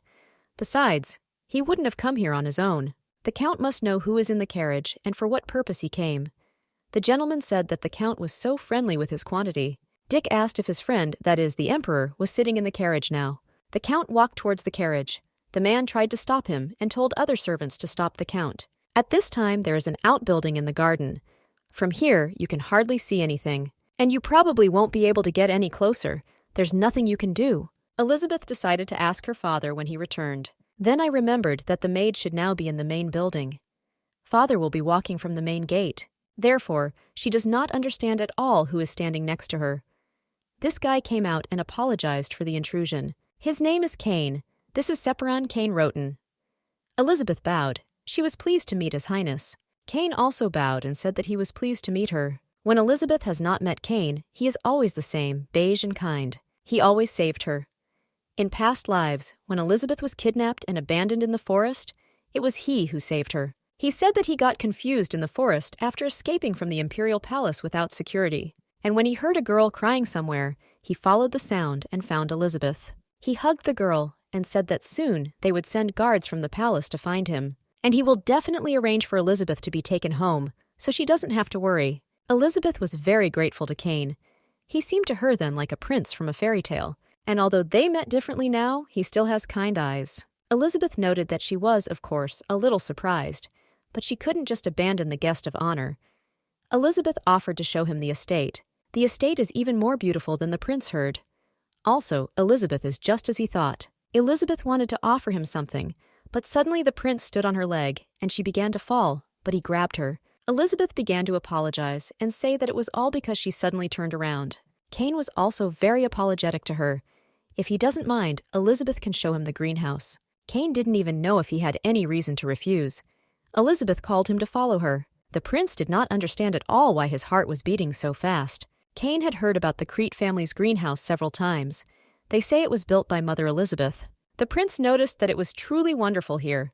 Elizabeth was grateful. She also admires it every time she comes here. Of course, this greenhouse has always been beautiful. When Elizabeth put her hands on her, the number and variety of flowers has increased many times here. Her father told Elizabeth that she really seemed to have a talent for plant growing, and now I understood why such rumors were circulating around. Elizabeth asked again, to which the father told her not to worry about it. Elizabeth was very interested in what he meant then. Cain turned to Elizabeth and told her to have a petal in her hair. He took it out, and the girl was very grateful to him. This is onley. It has a very unique scent, and Elizabeth really loves this plant. Onley is a plant from the Cajun Empire, which is very far from Separan. Elizabeth said with delight that she had read about it too. Due to the warm climate, you can find many amazing flowers there. Cain asked if she liked talking about other continents. He doesn't brag, he just often travels to different continents for his studies. Elizabeth was simply delighted. Cain said that he could tell everything he saw and heard. Suddenly the Count burst into the greenhouse. Elizabeth was surprised because she didn't expect it. Dick said that he was just looking for his lordship. The carriage was empty, and all the servants in the house insisted that they had not seen anyone. Counts could not think that they would be here. Cain noticed that he and the gentleman had not seen each other for a long time. The prince immediately apologized for the intrusion because His Highness had ordered him to meet with Elizabeth. He said that next time he would come, observing all the formalities. The Count really hopes so, although he is not at all sure what the next time will come. Elizabeth did not like this atmosphere at all, so she offered to sit down and talk. After all, his lordship just wanted to tell her about other continents. The prince noticed that both Lady Elizabeth and Count Dick were exactly as his father the emperor had said. Cain told the lady that he had to go. Elizabeth was surprised at such haste. The prince said that he was not invited today, so he thinks that he should not abuse the hospitality. But Cain hopes that he will soon be able to receive an official invitation. As a result, the Count again contacted the Imperial family because his daughter agreed to this. The prince asked her to call him by name next time and kissed the lady's hand. Dick was simply horrified by what was happening. Elizabeth told her father that she wanted to go somewhere, so Elizabeth asks her father to accompany her. Jezebel, did something happen to her mother? Play, in turn, was silent. Grace asked if it seemed unfair to her, because if it weren't for that rubbish Elizabeth, she could have had everything. The girl wanted to say that she was fine now, but her mother started shouting at her. After all, Jezebel should be the only one to meet the Creed family, and her mother will do everything to ensure that Jezebel receives the mark and the love that is due to her. Grace said she should just be a little more ambitious. She added that Kihar suggested one way. Although Grace is infuriated that this will not allow her to end Elizabeth once and for all, but she will make a sacrifice for Jezebel's future. They just need to wrap it around their finger. Jezebel completely understood what her mother was up to this time. She gets angry so often lately. Well, she saw a girl in the garden. She wondered who it was, because she had never seen her before. Perhaps this is a new maid, but for some reason she is walking outside even this late. And for some reason, Jezebel feels like she just got out of the woods. Today, Jezebel heard her mother talking to someone. She ordered to take her to the forest before she woke up. Jezebel decided that this couldn't be true and assumed it was a coincidence. It was after that day that she became so angry. Jezebel didn't even know what she should do if this wasn't an accident. People were shocked when they saw Count Dick. Many did not understand at all what she was doing here. Next to him, apparently, is his first daughter, Elizabeth. Her father told her to be careful, and he asked her to let him know if she wanted anything other than books. But Elizabeth said that she only needed books. But I didn't quite understand why everyone had such a reaction. Suddenly, a woman ran out of the crowd and shouted that it was an honor for her to meet Lady Elizabeth. She only dreamed about it, and she got such a chance. Elizabeth greeted her, but the girl didn't know who it was at all. The woman hoped that the lady would accept it. These were overly beautiful apples. The woman's family owns a small apple orchard. The land was not very fertile, and they were almost desperate. But now, thanks to Elizabeth, their garden is blooming and smelling. The girl didn't quite understand what she meant. Elizabeth is the first daughter of the Creed family in 100 years. The gift God gave her saved their family. Elizabeth remembered that she had heard that Dad and Grandpa's generation only gave birth to boys. Therefore, there was a severe drought. Elizabeth asked if she could find out her name. The woman's name is Ekna. Elizabeth said that she would be happy to eat these apples. The Count noticed that now it was time for them to go to the bookstore. He thinks that there are still many people who want to talk to her. Shouts could be heard from the crowd that some were growing potatoes, others were making bread, and everyone was asking to take this as a gift. Her father thought Elizabeth must have been upset that they couldn't get to the bookstore, but the girl said that everything was fine, because on the contrary, she was happy, because so many people thanked her. Elizabeth told Dad that she must really live a long life. The father agreed with this, and the girl added that she wanted to live a long life with her dad. Therefore, he must protect her. The father asked why she was suddenly asking for this. Elizabeth thought she knew very well who she was, that she is a useless child without a mark. But today Elizabeth realized that this was not so. They said the years of no harvest were over when Elizabeth was born. It was even difficult for her to imagine how they were people when she was dying again and again. Eliza assumed that they were suffering in an eternal wait for a fertile year. Before this, the girl had no reason to worry about other people's problems, and she only wanted to protect Larry and Cecile. But now, she realized that there are many more people, which she must, and most importantly, which she can protect. Now Elizabeth's life has meaning. After all, for some she is much needed rain. Elizabeth told her dad that she wanted to live a long, long time and do a lot. Therefore, she asks him to protect her and the people dear to her. The girl hoped that her father was not angry. She thought that she and him had become closer. Dick thought about how his daughter called herself a useless child, born without a mark. The Count was angry with himself because it was he who put such thoughts into a 10-year-old child. He has no right to cry in front of her. He called out to Elizabeth and then took her in his arms. Now he knew how the others felt when they hugged her. Dick apologized that it was too late, but he would also like to try what it was like. Elizabeth thanked him. Dick said that they had been doing what they had to do for so long, so she didn't have to be grateful to him. She is his beloved Elizabeth, and he also wants to live with her for a long, long time. And he will definitely protect her and those who are dear to her. Dad promised her to protect her, after which Elizabeth burst into tears. She really hoped that this was not a dream. The Count said that this was not a dream. The butler told the master that children need love. They need to be praised and patted on the head. It is also important to give strong and gentle hugs. Camille also agreed and added that that is why he brought her, hugging her tightly. Dick noticed that he was not asked, after which the knight apologized. The gentleman believed that only the mark was important. Dick told his daughter that even if it turned out to be a dream, he will promise her again when they wake up. He will definitely protect her. When the maid came into Elizabeth's room, she didn't understand at all why the lady's eyes were so swollen. Elizabeth told Cecile that everything was fine, and the maid shouted that ice was urgently needed. The girl said that she was really fine, and she asked her to tell her better what happened. After all, the lady noticed that Cecile was running. The maid gave her a letter. Jezebel Creed's 9th birthday. Jezebel's birthday. If you had never been on it before, if a person is going to organize a reception on behalf of the family, then I need the approval of the head. The Creed family had never held a child's birthday party without a tag. If Jezebel didn't have a mark. And my father just left yesterday after an unexpected call to the palace. It seems Grace orchestrated all of this single-handedly. Therefore, Elizabeth is very interested in what she is up to this time. There will be many eyes at the reception, and Elizabeth is now on good terms with her father. She cannot kill her as easily as before. It's just a birthday party. Perhaps Elizabeth is overthinking things.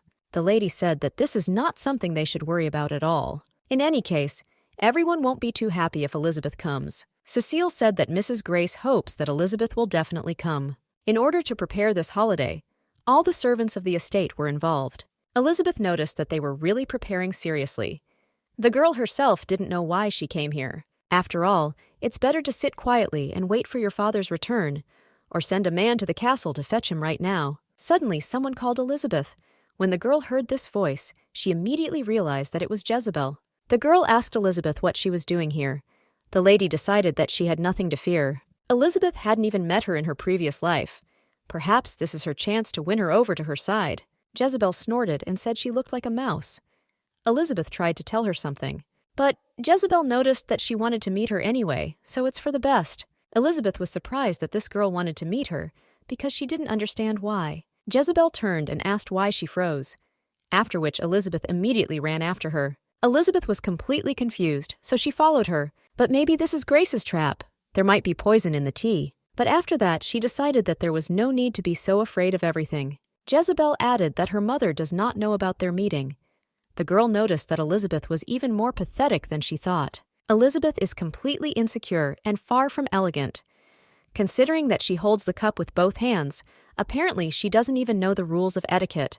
There seems to be no reason why her father would value her so much. Jezebel doesn't understand why her mom is so angry. Elizabeth decided to ask why Jezebel wanted to meet her. The girl asked again. Elizabeth said that she had said that she wanted to meet. Jezebel asked if she was curious. It seemed to her that her father treated Elizabeth especially, so she wanted to see what he saw so special about Elizabeth. But Jezebel found nothing. She looks like a fool, so she feels sorry for Elizabeth. Jezebel is infuriated that Elizabeth is so helpful and pretends to be kind. Both Jezebel and Elizabeth don't have a mark, so Jezebel doesn't understand at all why no one supports her. Elizabeth didn't know it bothered her so much. She tried to do something, but Jezebel told her to just leave her alone. After which Grace knocked on the room, Jezebel realized that it was her mother. The mother asked why it took her so long to open it. Jezebel apologized. She was drinking tea. Mom asked if she told her that she shouldn't be so slow. Jezebel noted that no one knows what it's like for her. Mom sat down next to her and said, "Who knows how much Mom tries for her sake, for her birthday and her upcoming debut, to make Jezebel the one to shine, to make Jezebel the sole heir of the Creed family." The girl tried to say something, but her mother told her that she should stop acting like a child. Grace noticed that the reception dress had arrived, and she was here to call her daughter to try it on. Elizabeth hid. She was very lucky, because if Jezebel hadn't told her, she would have been in big trouble. Elizabeth thought that her sister lived happily in this family, regardless of whether she had marksmanship or not. But what she saw now, it turns out that Jezebel is haunted by her own misfortunes. Jezebel's birthday reception. The ladies noticed that they really did try on Count Creed. After all, they say that the true heir of the Creed family is Jezebel. Lately, there have been many rumors that the Count is especially concerned about his first daughter. Grace told her daughter that the Count's wife wanted to give her a gift. The woman was glad to meet Jezebel. "This is a very modest gift, but it comes from the bottom of my heart. Countess, congratulations to the girl on her 9th birthday." Mom was angry with the girl because she told her to smile and not walk around with a dull face. Jezebel thanked the Countess and noted that she would treasure her gift. The guest didn't understand at all how she could be so cute. This is because she looks like her mother. Grace was pleased with the reaction because she believed that this was how her daughter should be treated. But this is not enough. A bit more. Elizabeth finally arrived. Elizabeth Creed's exit has been announced. The guest did not understand how she dared. It's good that Elizabeth decided to go alone. If Larry or Cecile saw this, they would definitely be upset. Although it is quite tolerable here. The lady was told she killed her own mother, and she's so thick-skinned. They did not understand how Elizabeth dared to walk with her head raised. These kids are really scary. There are rumors about who is secretly leaving the estate. Enfant terrible. There is definitely a reason why she is not mentioned as the heiress of the Creed family. And today they will see confirmation of this.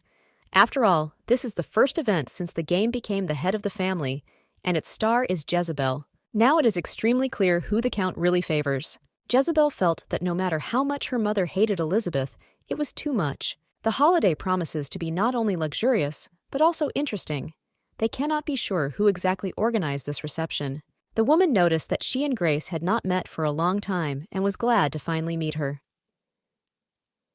Herden Archduke, his wife Diana came, Sarioga's son Charlene. When Grace heard her, she immediately grabbed her daughter and went to them. Grace noted that she did not know that there would be such guests.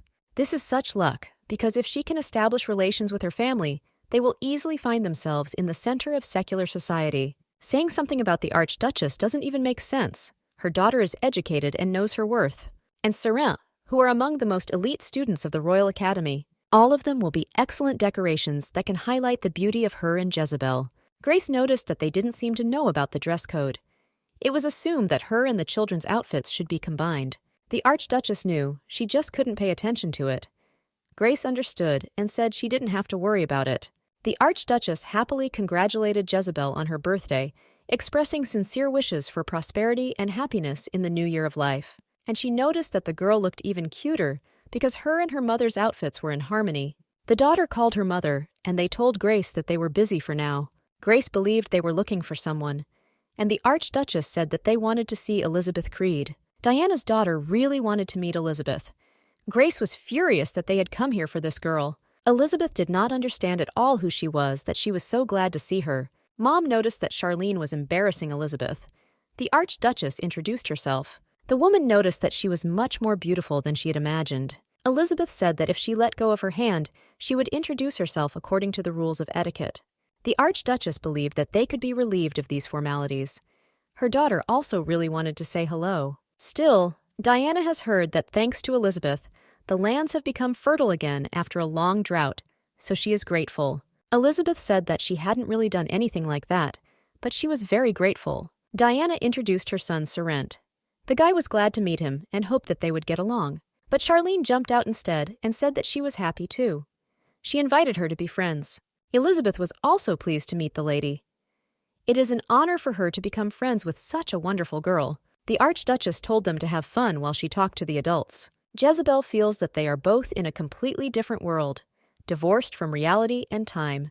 Grace was simply furious and did not understand why everything did not go according to her plan. She specifically said that the outfits of the children and their parents should match, and all to emphasize that Elizabeth is alone here, that she has no mother to take care of her. Sarant hoped that since they were friends, she would be with him too, and added that they could get on the same page. Elizabeth agreed. Charlene said that Elizabeth must come to tea next time. Grace didn't understand at all why her daughter wasn't in Elizabeth's place. Charlene asked Elizabeth if it's true that she doesn't have a mark. Seraint told his sister to watch her language. Elizabeth said everything was fine, and she thinks it's true. Seraint tried to explain himself, but Charlene said that since there was no mark, then so be it, because the Count still loved her very much. The Countess approached them and said that Lady Harden was deeply mistaken. The lady did not understand why. The Countess told her to look around. These are the first receptions since the Count became the head of the family, and it's in honor of Lady Jezebel's birthday. Charlene asked why he wasn't here then, since he valued Jezebel so much.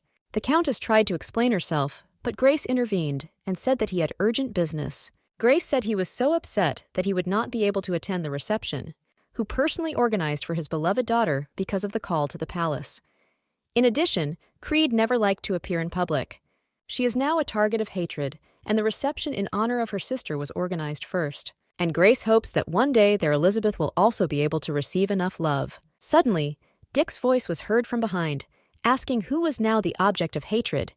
Because he didn't hear, the Count asked his wife to repeat again what she had just said. Grace immediately approached him, but the Count said that there was no need to tell him or explain anything to him. Later, she would have to bear responsibility for today. The Count was shocked by what his wife did while he was away. Dick told Elizabeth that he was a little late, but the girl didn't mind at all.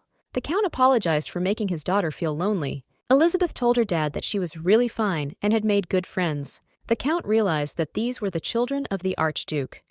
It turns out that the Count's wife lied. The video immediately shows that it is not Lady Jezebel who is the favorite daughter, despite the lack of a mark, but Lady Elizabeth. Dick believed that Elizabeth was tired today, so he suggested they go out. Alice prefaced that this was a reception in honor of Jezebel's birthday.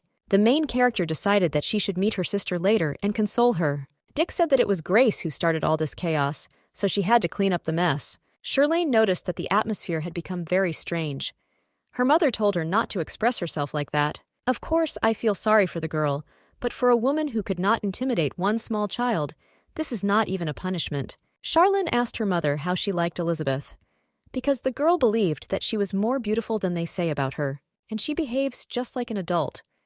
Mom noticed that her children seemed completely fascinated by her. The Archduchess invited the children to invite Elizabeth to their place for tea. Elizabeth received an invitation to tea and was delighted. She felt doubly joy from this event, looking forward to pleasant communication and the opportunity to spend time in pleasant company. Yesterday, Charlene said that she definitely wants to play with her, so she should come to their place for tea tomorrow. Sarant asked Elizabeth if she wanted to ride on the Archduke's carriage. He would ask Dad to send her for her. Elizabeth said it wasn't worth it, because she could climb on her own. The Archduchess told the Count that their children quickly found contact. Diana's daughter really wanted to meet Elizabeth. The Count walked away. He approached his daughter and asked if she had decided to go for tea tomorrow, and the little girl confirmed it. Elizabeth already thought that he was against it, but the Count was only for it.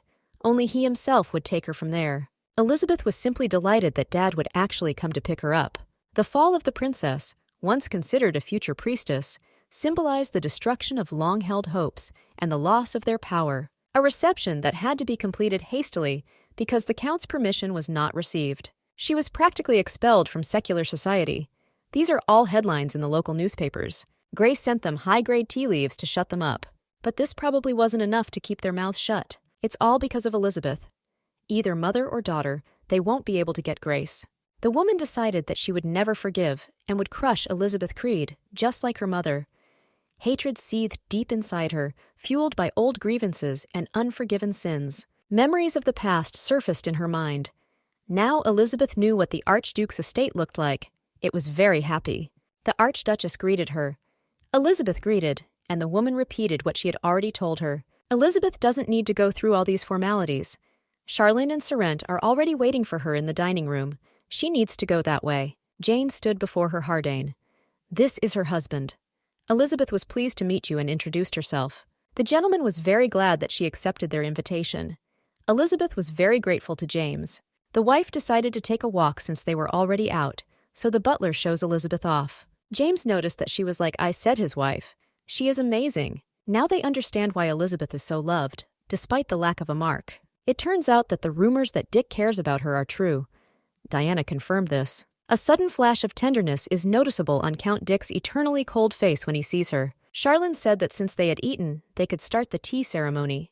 Elizabeth said everything looked so delicious. The girl noticed that the cake from their chef was especially delicious. To be honest, Charlene wanted to play in her room, and her brother also wanted to join them, so there's nothing to be done.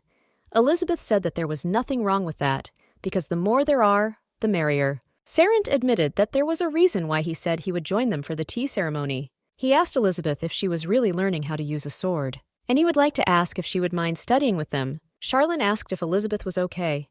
It turns out that those who train immediately notice this. Elizabeth decided to ask the guy why he decided to invite her to train with them. It's just that Sorrent knows that they don't teach swordsmanship in their county, but they have excellent teachers. Charlene said it was because they would be able to see each other every day. Sorrent shouted at her. Charlene asked if she was wrong. Sorrent said that was not the case. Elizabeth was grateful for what she was offered. There are circumstances why the place where she is studying now is the most suitable. Charlene was sorry, because she would have been happy to see him more and more, using training as an excuse. Every time they met for another lesson, her heart was filled with warmth. She appreciated these moments. Sorrent would really like to ask her about these circumstances, but he thinks that she herself will tell when she is ready. Elizabeth promised him. Charlene noticed that her brother was blushing, but Sorrent said that she just imagined it. The sister tried to turn him towards her to look. Studying here is not a bad idea, but she loves the opportunity to see the Duke of Balnay, whom she misses so much. Charlene asked Elizabeth what she was thinking about. The girl said it was nothing. Charlene suggested they talk about something interesting. The maid came into the room and apologized for interrupting them. She said that Count Creed had arrived and said that he had come to pick up Lady Elizabeth. Elizabeth was shocked because he arrived so early, at 2 o'clock in the afternoon. She expected his arrival much later and did not have time to prepare properly. In a hurry, she cleaned herself up. The Count thought that he would pick it up and return right after lunch. Brother and sister whispered to each other. Elizabeth told her father that next time they should agree on what time he would pick her up. Elizabeth asked for forgiveness and said that she would come again soon. The Count suggested stopping at the bookstore. They were leaving so early. Charlene noticed that Mom and Dad would be very surprised. Sorrent never thought that he would come right here. Sorrent told his sister not to be sad, because she said that she would come again soon. They would just send her another invitation. A few days later, border with Jetron, the Duke of Balna woke up in horror from that same dream. The man asked what she was doing again, to which the girl replied that, as always, they were planting plants. The Sir noticed that she was again wasting time on a useless activity. He asked me if she felt sorry for the seeds that they got with such difficulty, but the girl had a different opinion. The guy noticed that she didn't succeed last time. It was the earth that abandoned them, and she must understand this, seeing how all these people are dying of hunger. But nothing will change if the girl just gives up. Even now it seems that there is no result, but she feels that little by little everything is changing. Both the land and the people, he sees it too. The eyes of people who didn't give up. He's having this dream again, why? Suddenly a servant ran in and told him that they had been attacked. Baln ordered everyone to take their swords. Things seemed to have calmed down a little.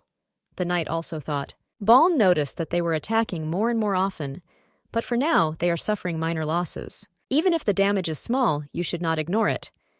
Baln ordered to clear out and help the wounded. Baln thinks that Elizabeth did this with the hope that he would return safe and sound. The Duke does not feel the magic at all, but thinks that the amulet has some effect. Baln ordered Harka to ensure that the wounded were treated as quickly as possible. The guy didn't quite understand what his master meant. They must return home as soon as possible. Hark didn't understand at all why this suddenly happened. Baln asked if he wanted to go home, but that's not what Hark meant, in which case he should move and do his job. The guy became very interested in why he was drawn home so much. He decided to give orders right away. Elizabeth was simply shocked, because her father proposed to throw a luxurious reception in honor of her 11th birthday. Elizabeth told her dad that it would be enough for her if she could spend this day alone with him, or she could call those with whom she was close. Dick said that all this time he was a bad father, and they never celebrated her birthday. Therefore, he would like to celebrate it properly, because this will be his first congratulation. Her father apologized if this was too burdensome for her. He spoke with genuine regret in his voice, realizing that he could have accidentally caused her trouble. Elizabeth is truly grateful to him for this desire, but the situation with Jezebel was very recent. Therefore, everyone will look at her askance. It's better to have a joint appointment later. The Count smiled and did not understand who she was, and he agreed to do as she told them. Grace prayed in the temple, and when Kihar arrived, she said that he was late. Priest Kihar. He said that he is quite a busy man, and Grace knows about it. He asked why she decided to meet in person. Grace told him not to pretend he didn't understand. The woman screamed at him and asked how long she should wait. Elizabeth is getting a lot of attention now, the love and attention her daughter should have received. Elizabeth took everything. This girl has already robbed Jess of her rightful place, so she must be killed before it is too late. The priest understood her concern, but asks her to pull herself together. After all, he had already told her that they should wait for the right moment. Grace did not understand at all when this right moment would come, believing that after she gets all the love of society. The priest said that everything should be exactly like this. Grace thought this was complete nonsense. Kihar assured them that it was best to trust his guidance and not take any action on their own, until the moment when she bathes in love, suspecting nothing, until the moment when her happiness reaches its peak. This is what they will be waiting for, and Grace must understand and obey him. Larry asked Elizabeth to come to her. Elizabeth came up and was simply in shock. Before her was a multitude of clothes that Count Dick had sent her. Elizabeth didn't even understand why Dad sent it. Larry said it was because her first birthday party was coming up. The maid asked if she had forgotten, and Elizabeth said that she had been very busy lately. In addition, until this moment, Elizabeth had never celebrated her birthday, which made this day special and new for her. Larry said that everything was fine, because now it could be organized on a grand scale. They quickly and enthusiastically chose a dress, the day of the birthday party. Elizabeth approached her father and asked what he was doing at the moment. The Count was simply shocked. Ellie said that her maid said that on such a day she should wear something special and festive. But Elizabeth thinks that this doesn't suit her at all, so she asks her father if he agrees with her on this matter. But the Count denied it, because she is very beautiful. Dick thought that the angel himself had descended from heaven. The Count noticed that since she was so beautiful today, they could still organize a magnificent reception. Elizabeth said you'll have guests coming soon. The heirs of the Archduke Herdine arrived. Dick thought they should meet a little later. It's such a relief that my father always acts quickly. Dick called Ellie over to him. He believes that they wanted to see her more than him. Who would have thought that this day would come? The day Elizabeth will hold her father's hand and meet friends who came specifically to congratulate her on her birthday. She was very happy to see them all together on this special day. Elizabeth really wished that she could continue to be as happy as she was with these people, and so that she can fully enjoy her last life at least this time. Time flew by so quickly. Elizabeth met her 13th spring. Elizabeth can now easily run 30 laps around the sports field, and although it's still difficult for her, she can make 100 swings of the sword. Her father noticed that just 2 years ago she was so thin. Now he couldn't help but admire how she had matured and changed during this time. But at some point, she began to gain weight and became very cute. Elizabeth asked her dad why he was smiling so much. Dick said it's okay. He so wants to make his daughter even happier, so that she smiles brighter than anyone else. Dick turned to his daughter and said that he would like to discuss her 13th birthday. This time, he wants to have a grand reception. He asked if it was possible, because he promised that he would give her the most magnificent reception in return for the ones he missed in her childhood. Therefore, this time Dick will definitely fulfill his plans, that's for sure. He's sure of it. Elizabeth noticed that her father was too serious, because he was only discussing a child's birthday. Dick said it was very important to him. Elizabeth agreed to spend her 13th birthday as her father wanted. The girl hoped that he would make sure that everyone they invited could fully enjoy this holiday. The father promised and said that since she gave permission, the acts should begin to prepare. Elizabeth was simply in shock, and her father said that there was only a month left. She thought that this was quite enough. The Count decided that he needed to invite the most famous chef of the empire and make a 10-story cake. Elizabeth realized that this really bothered him. The Count noticed that there was new news. The Duke of Baln returns. Perhaps he has already returned. Dick asked his daughter to say hello to him if she met him at the estate. 1 week later, the Emperor came to the Duke and asked with a smile how long he had been waiting for him. No matter how monster he is, the Emperor still cherishes Balna, so he wants to hug him once. Baln told him to sit down. The Emperor noticed that he was just as thorny because he refused to hold a festival on the occasion of his return. In any case, Dale is glad that he returned safe and sound. Baln noticed that everything was healing on him, like on a dog. Since the Duke is in perfect health, he wonders how about drinking the night away. Baln said he was leaving. The Emperor asked him to stop because he had good news for him. There will be a reception at Earl Creed's estate this month. The Emperor hoped that the Duke of Balna would accept the invitation and go. The Duke did not understand why this should be called good news, because he does not look like a fan of hanging around at receptions. He hasn't been in Sepirin for a long time, so he doesn't know. It's Elizabeth's birthday party, the main culprit of the rumors. That girl whom the Count loves so much, even despite the lack of a mark. Baln didn't quite understand why the Count would change so much.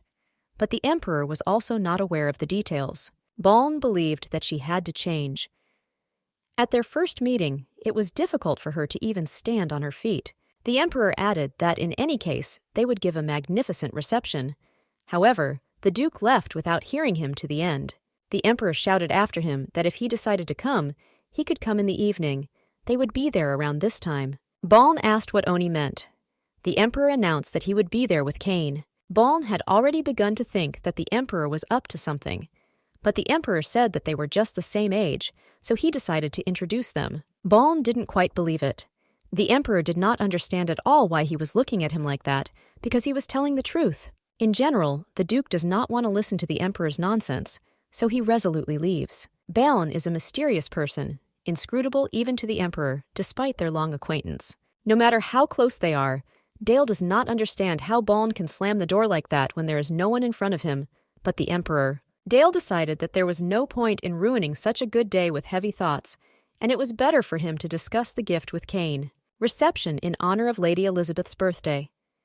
Baln decided that this did not concern him. This should not concern the Duke, but he himself did not know what he was going to do with the purchased gift. The lady not only became more resilient, but also honed her sword skills, so the butler increased the intensity of her training. Baln asked Panda if this was so important that he came to report it to him in the bedroom. It seemed to Rand that the gentleman was worried about this, which he decided to tell him as soon as possible. He heard from Hark that the gentleman was very sensitive to Lady Elizabeth's gift, and it is still on him. In general, she will arrive in the evening, so it would be better if he personally watched her training. Baln asked if the Emperor invited him to look at it personally. The Duke himself could not believe that he was really so worried about Lady Elizabeth. The Master decided that this would not work, and he just needed to send Rand to deliver the gift. Suddenly, Lady Elizabeth knocked on the room and asked if she could come in. Baln allowed it. The girl was grateful. The man asked if the training had already ended. Elizabeth said that it had just finished. To be honest, Elizabeth was planning to return home immediately, but she would have regretted it if she had not seen that the gentleman had indeed returned. Elizabeth wondered if he was hurt. She was worried that something had happened, and then asked if he knew when he would leave for the battlefield again. Baln informed Lady Elizabeth that he was not injured, and everything was fine. He would rest for some time in Sepiron. This is such a relief for Elizabeth. Baln can't even imagine how worried she was. Baln noted that this was thanks to her. Lisa asked about Calburn Forest, and he said that too. But Baln talks about the talisman. Maybe it's just his fantasy. But it seems that this time he was really lucky. Elizabeth was simply shocked, so the Duke asked what it was. The girl is just glad that the gentleman kept it. Baln had something for her. Since she came, he was going to give it to random. This is her birthday present. Elizabeth couldn't even imagine it and was very grateful. But she was surprised that he was giving her a gift now. Balna said that he would not be at the reception, but she shouldn't worry about it, because he simply doesn't like such events. Elizabeth said that everything was fine, and she understood. Besides, she could always see him here. Baln said he didn't think Elizabeth should come here anymore. The girl asked if she had done something wrong, but this was not the case at all. He started this conversation for her sake. So, you are a young girl visiting a man's house. Many may misunderstand. Elizabeth believed there was another reason. After all, almost no one knows that she visits the Duke's house. It was so sudden that Alice didn't even ask. Larry came into the room and asked the lady when she returned. The girl said that she had just arrived. Larry was so worried that her mistress was late. Elizabeth apologized and said that she had just been packing for a long time. The Duke is a busy man. She cannot constantly bother him. Therefore, from that moment on, Elizabeth decided that she would train on her own. Larry noted that this is the right decision, and she thinks that the Count will help her so that they can study together. Where during lunch, she couldn't believe that the maid would actually deal with her, but Larry agreed. First, they need to unpack their things or take a bath first. Elizabeth wanted to wash herself first. Elizabeth's training suit is very worn out. It would be better to buy a new one. Suddenly, Larry saw something in the window and was simply terrified. Everyone was running and shouting that there was fire in the greenhouse. The greenhouse was on fire, and Elizabeth simply couldn't believe it. Flaming tongues lit up the night sky, and the girl's heart sank with pain and fear. There only she could smell her mother. This is the only place where she could feel her hands. Elizabeth had absolutely no idea what to do. She asked Larry what to do if the greenhouse was completely out of fire, and what will happen if people get hurt. The maid told the lady not to worry, because everything would be all right. Larry said that she would go to help. The mistress should wait here for now. Ellie didn't understand at all what was the point of her training if she couldn't do anything at crucial moments. The girl considered herself so pathetic. Elizabeth decided to pull herself together, because she can't sit idly by. They've probably already extinguished everything, but she still wonders how bad it is. The mistress decided that this would not happen, and she should also help. But at the door, she met Grace. The woman asked if she was looking for her maid. However, it will be difficult for her to come. Grace thinks that this will kill her, and she already knows that there was a fire in the greenhouse and all the servants went there. Elizabeth couldn't verify whether she really did it. Grace herself admitted that this was her doing, because she hated watching him spend all his time there, and how Elizabeth dragged him there. The girl didn't know what the woman wanted, but now it's late, so she can come tomorrow. Grace said that Elizabeth was just pretending to be a fool. She probably wasn't like that. She doesn't care, though. All Elizabeth has to do is just stand there. Elizabeth decided not to lose heart, because now she is not as helpless as in past lives. Elizabeth told the Countess that if she did not leave now, she would tell everything to her father. Grace noticed that in this she was so much like her mother, she acted like a count any way she wanted. Elizabeth looks like her to death. Pale hair and a stupid disposition that doesn't know what it means to give up. And this noble look, despite the fact that they have nothing. Since they are no longer similar, maybe they have the same expiration date. Elizabeth pushed Grace's hand away and told her not to talk about her mother that way. Grace said she was being rude even though she was shaking with fear. Maybe then she'll tell her about her and her mother's talent for charming people. Elizabeth shouldn't give in to this provocation, but she can't stand it anymore. Elizabeth heard that Grace was her mother's best friend. Apparently that's why she came running here as soon as she heard about her death. To fill the spot vacated by my best friend. Grace asked her again in horror. Despite the fact that Grace nevertheless took her place, she was never able to achieve the love of the Count. Elizabeth sent again to tell her the secret. It's just that Grace's behavior and appearance are too far from her father's tastes. Grace said that she didn't know anything, and she left her alive, taking pity on the child, and she dared to be insolent to her. Elizabeth noticed that she left her alive not because Grace felt sorry for her, she was simply afraid of losing her father's attention. But as a result, this is exactly what happened to the Countess. She couldn't believe this happened, and Grace just laughs hysterically at first. She decided that it would make her feel better, but only when she kills Elizabeth. Elizabeth couldn't believe that this woman had such power. The girl decided to run and began to climb out of the window, but Grace immediately grabbed her. She asked if she was going to jump out of the window, and when she grabbed it, she asked her to try again. Or she may begin to beg the woman for mercy, and she must not forget that this is all anger that she caused herself. Elizabeth didn't want to die like that. After which someone knocked on the room and Grace let her go. Grace asked what it was. The servant reported that Abbot Kihar from the temple had arrived and was looking for her, and the maids are already coming back, and he thinks it's time for the lady to leave. Grace said Elizabeth was lucky this time. She must remember, no one will come into this room when Elizabeth is dying. The girl decided that she couldn't play with her like that, and she must talk about the power Grace has. The maids came into the room and asked in horror what had happened. Cecile ordered to call a doctor immediately. Elizabeth felt she had to say that Grace was dangerous, and she couldn't let her hurt her people again. Grace asked the priest what other prophecy he was talking about. A prophecy in a temple that has no owner. Grace, does he even understand what he's saying?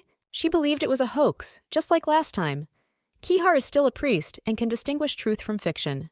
However, the prophecy has never appeared in the temple before, the owner's candy.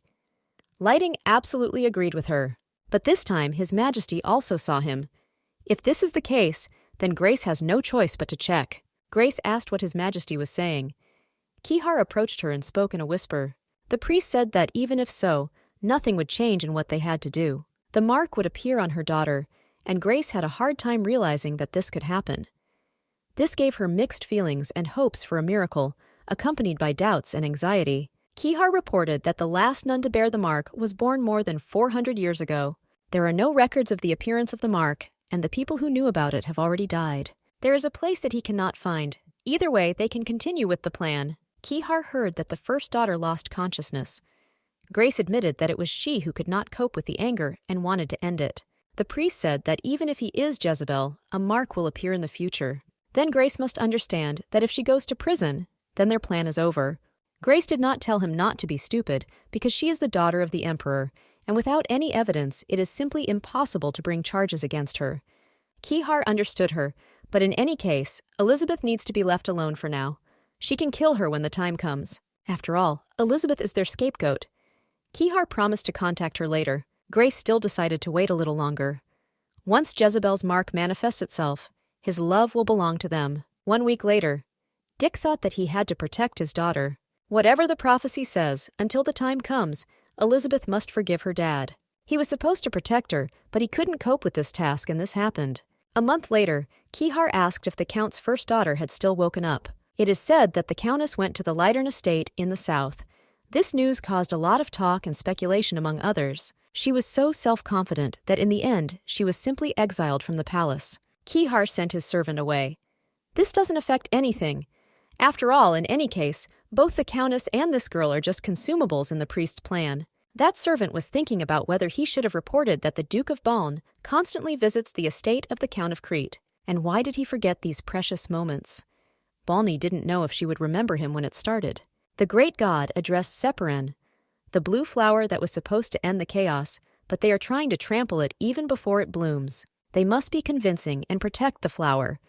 The moment the flower blooms, everyone who interfered with it will be brought to justice. At all costs, they must protect the blue flower. God did not abandon Sepiran.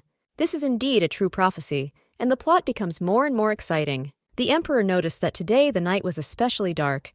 This happened after that day, 7 years ago. The Emperor asked if Dick knew why he called him today. He understands that his father is worried about Elizabeth. However, 7 years have already passed since the prophecy was announced. And in Sepiran, still no one has a mark. People are becoming more and more anxious, and attacks from other countries do not stop. Now more than ever, they need Dick's help. It's been 7 years since Elizabeth fell asleep.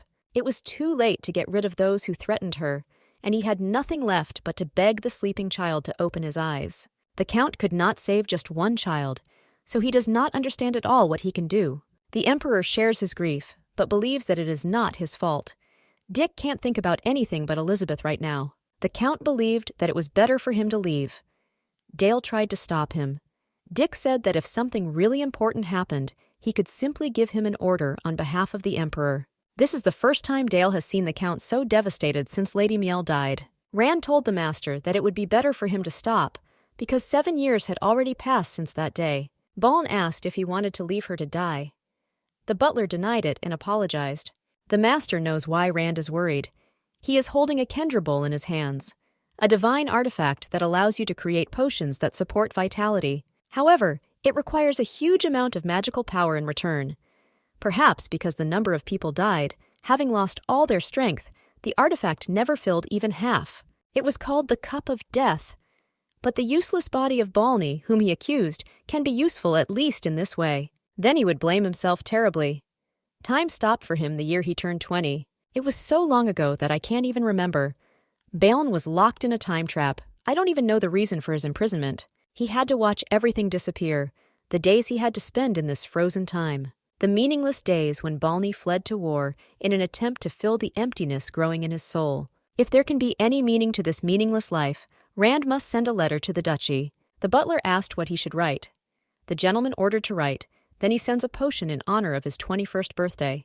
Grace asked what was happening in Seperen's secular society. The girl noticed that her mother always asks about this when she visits there. Fashion has changed again, so she is ashamed to show up there in such a rustic outfit. Her mother didn't think he would help her with this, but Jezebel read that, of course, it will help. And his help is expressed in about 2 tasteless dresses, and she is obliged to wear them to all events. It's better to just kill her. Jezebel asked her mother if she understood how pathetic she looked. Although her mother doesn't know anything, she can't even leave here, and she has to endure all these humiliations because of her mother. Grace said she was truly sorry, and she didn't want to believe that her daughter wouldn't even give her a chance to apologize. Jezebel said she wouldn't, after which her mother began to hug her, and then Jezebel thought about what she had just said. The girl immediately began to apologize to her mother. Grace told her to be quiet because she seemed to be having a bad dream. Jezebel truly deserves. Therefore, she should only trust her and continue to do what she ordered. All they have to do is follow the plan, because they haven't even started yet. Baln apologized for his early and sudden visit. The Count said not to say that. After all, if it weren't for the potion that he gives them, Dick would not be able to keep Elizabeth alive. Baln provided the gift. Dick didn't quite understand what it was. The Duke was not here due to a trip to the front during Elizabeth's birthday. Dick was very pleased, because he always takes care of a gift for her, but Dick will have to thank him instead. Baln said that everything is fine because he is not doing this for the sake of gratitude, after which the Count asked how about handing it over personally. Baln was grateful, but refused, and just about to leave, the Emperor ordered him to appear at the palace, so Baln must leave him. The Count now realized that it was he who was handling the affairs of the Imperial family instead of him. Dick doesn't know if he'll ever be able to repay him. Baln noted that there is no need to talk about this every time. After all, he does it because he wants to, and he thinks that it's time for him to go. There's no need to see him off. A little more, and he would have agreed to hand over this gift personally. After all, she is already 20. The butler served Mr. Morlina tea and cookies. The leaves of this tea help with insomnia and refresh the head. Dick was grateful, but he didn't feel like it. Butler said that although the leaves have a strong healing effect, Morlina trees die quite easily, even with light frost or light rain. If he managed to collect the leaves, then he will have to dry them, observing many conditions. This is a very finicky tea fox. But they store quite a lot of tea in their warehouse. Miss Larry said that after 7 years of aging, they are like medicine. Therefore, the butler is simply obliged to give them to the master. After all, these leaves were grown by Mrs. Elizabeth herself. The gentleman often skipped meals, so Elizabeth decided that he should at least drink good tea, so she raised it herself. Dick noticed that it had a pleasant aroma. This little child did all this for him. Burns wanted to ask the gentleman something. Dick himself knew that he hardly came here just for the tea. The lady said that she would arrive in the capital in connection with the upcoming event for debutantes and what the Count would order to do. Dick was offended that his daughter Grace's debut would take place before Elizabeth's, but perhaps because of the guilt that haunts him because he ignored Ellie as a child, he no longer wants to shift responsibility to the child for the mistakes of an adult. The Count ordered to provide them with everything they needed because they missed luxury. If you give it to them now, they will behave well. The butler understood him and took his leave. Today, the Count especially misses his daughter. It is very difficult for him without her. Suddenly, Elizabeth woke up. She didn't understand at all why she was crying and why her body was so big. She was in so much pain. But she didn't understand why at all. She began to remember that Grace had attacked her. Lake came to her because she had finally woken up.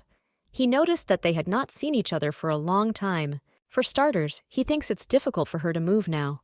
After his magic, she should feel better, and it won't hurt so much to speak. Elizabeth was delighted, because just a minute ago she was in pain. But I was very grateful. The girl remembered and decided to ask what happened to the greenhouse, and whether anyone was hurt, and why she felt so bad. Lake asked if she really didn't remember at all. Elizabeth remembers Grace attacking her, and she can't remember everything exactly. Well, it seems to her that she had a very sad dream. It is quite possible. Elizabeth definitely must have had at least one bad dream because she slept for so long. Elizabeth was shocked that she slept for a long time and did not want to believe that this time she slept for 3 days. Lake reported that she slept for 7 years. The girl could not believe at all that this was true. She quickly went to the mirror and did not understand at all how this could be. Elizabeth simply did not recognize herself.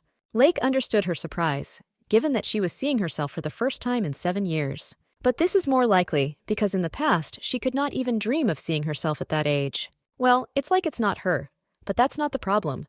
This is Elizabeth's last chance, and she has slept completely uselessly for 7 years. The girl did not understand at all what to do. Lake said to look at things positively. She almost died, but she didn't. Elizabeth began to cry, but she understood that if she was angry and sad, then the lost 7 years would not return. Lake was afraid that because of her long sleep, she would look like an adult but still think like a child. It seems he was worrying in vain. Elizabeth knows that he is unable to help her, but she wonders what happened during all these 7 years. Lake said that he will tell everything very briefly so that she can judge for herself. And although nothing special happened in the Empire itself, a lot actually happened. Elizabeth realized how much her father cared for her. If there was some kind of global problem, he would not have time for it. There are only 2 years left in the future that she remembers, and the most important thing of all this is the harsh winter with Zerper's disease. In a past life, a huge number of people died because there was no cure for this disease. But this time, Elizabeth stocked up on enough of the product before she fell asleep. So the remaining problem is the impending winter. Terrible plague and severe frosts. The aristocrats survived this winter by getting medicine or finding a wizard at any cost. But ordinary people died either because of illness or because they could not get food for themselves. Cred Youngjamin was no exception. She had to be cremated due to lack of space in the cemetery. Elizabeth needs to get a magic stone before winter sets in.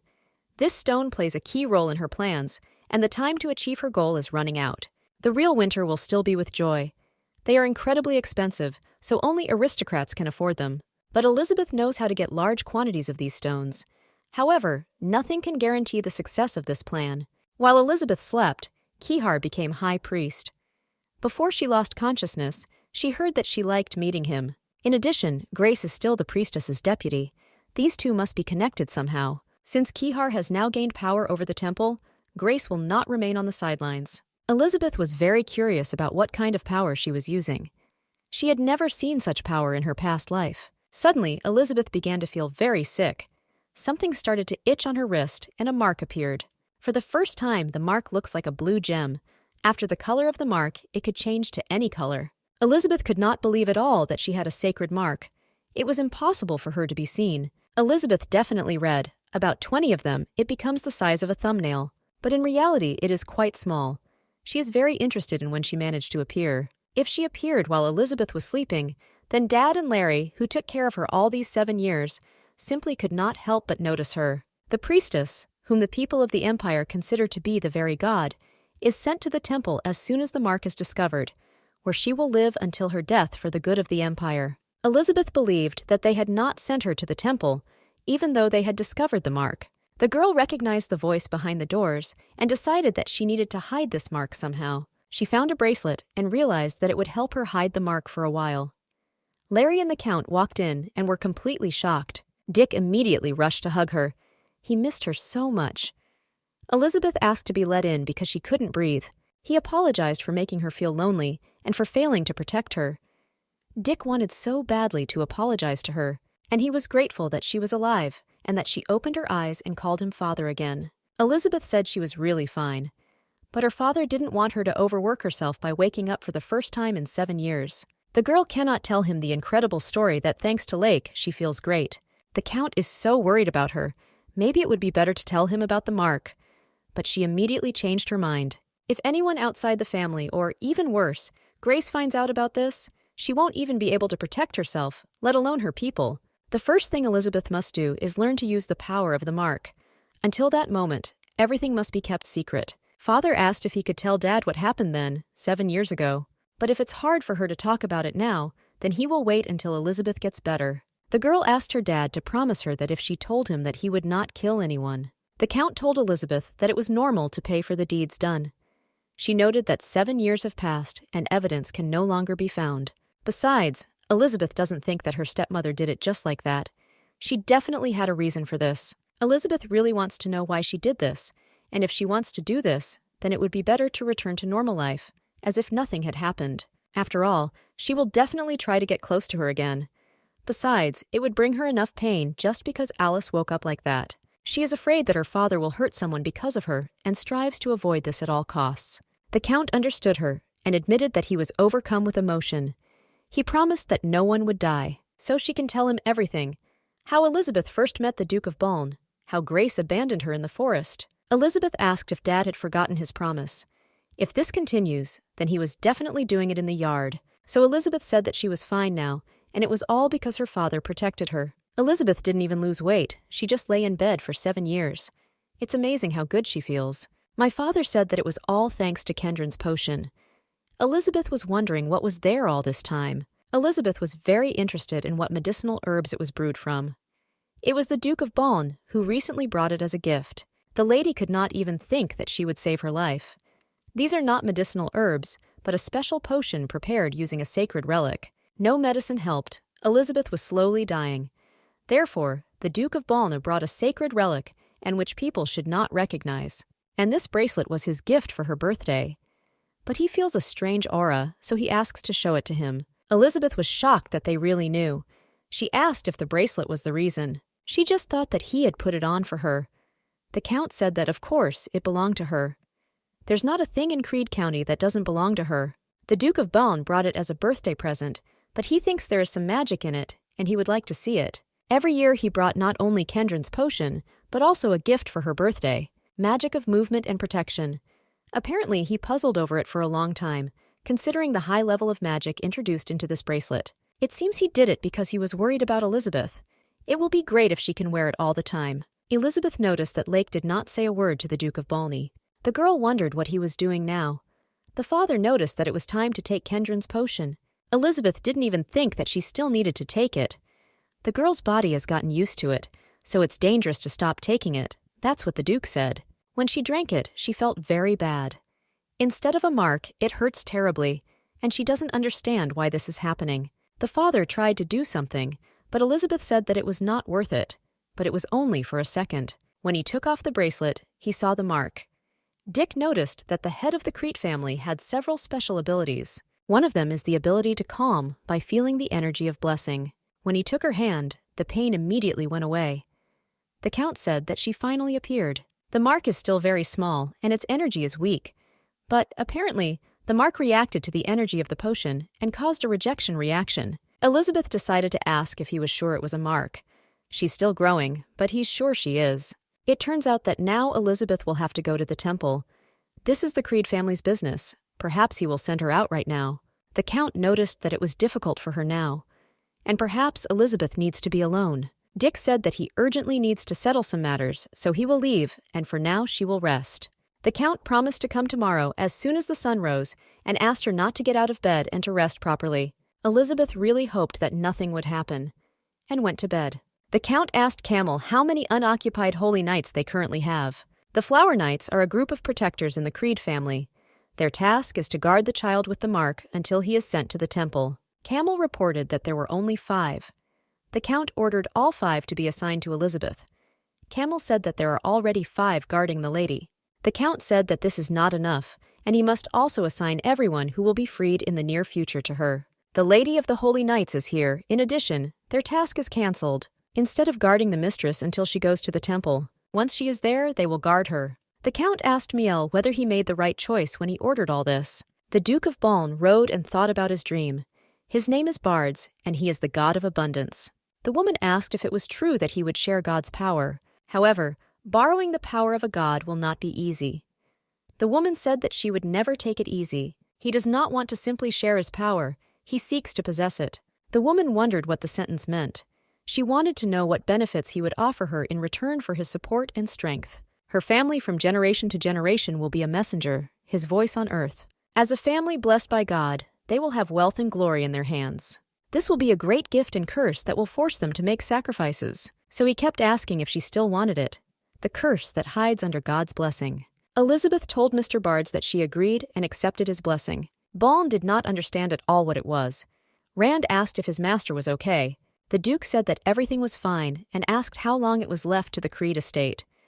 Rand said he would still have time to take a nap. The Duke did not understand at all why he did not remember this. Elizabeth. The girl decided that she should ask him. After all, she needs to know what he is thinking about. Elizabeth asked if she could come in. The father allowed it, and the butler also greeted the lady.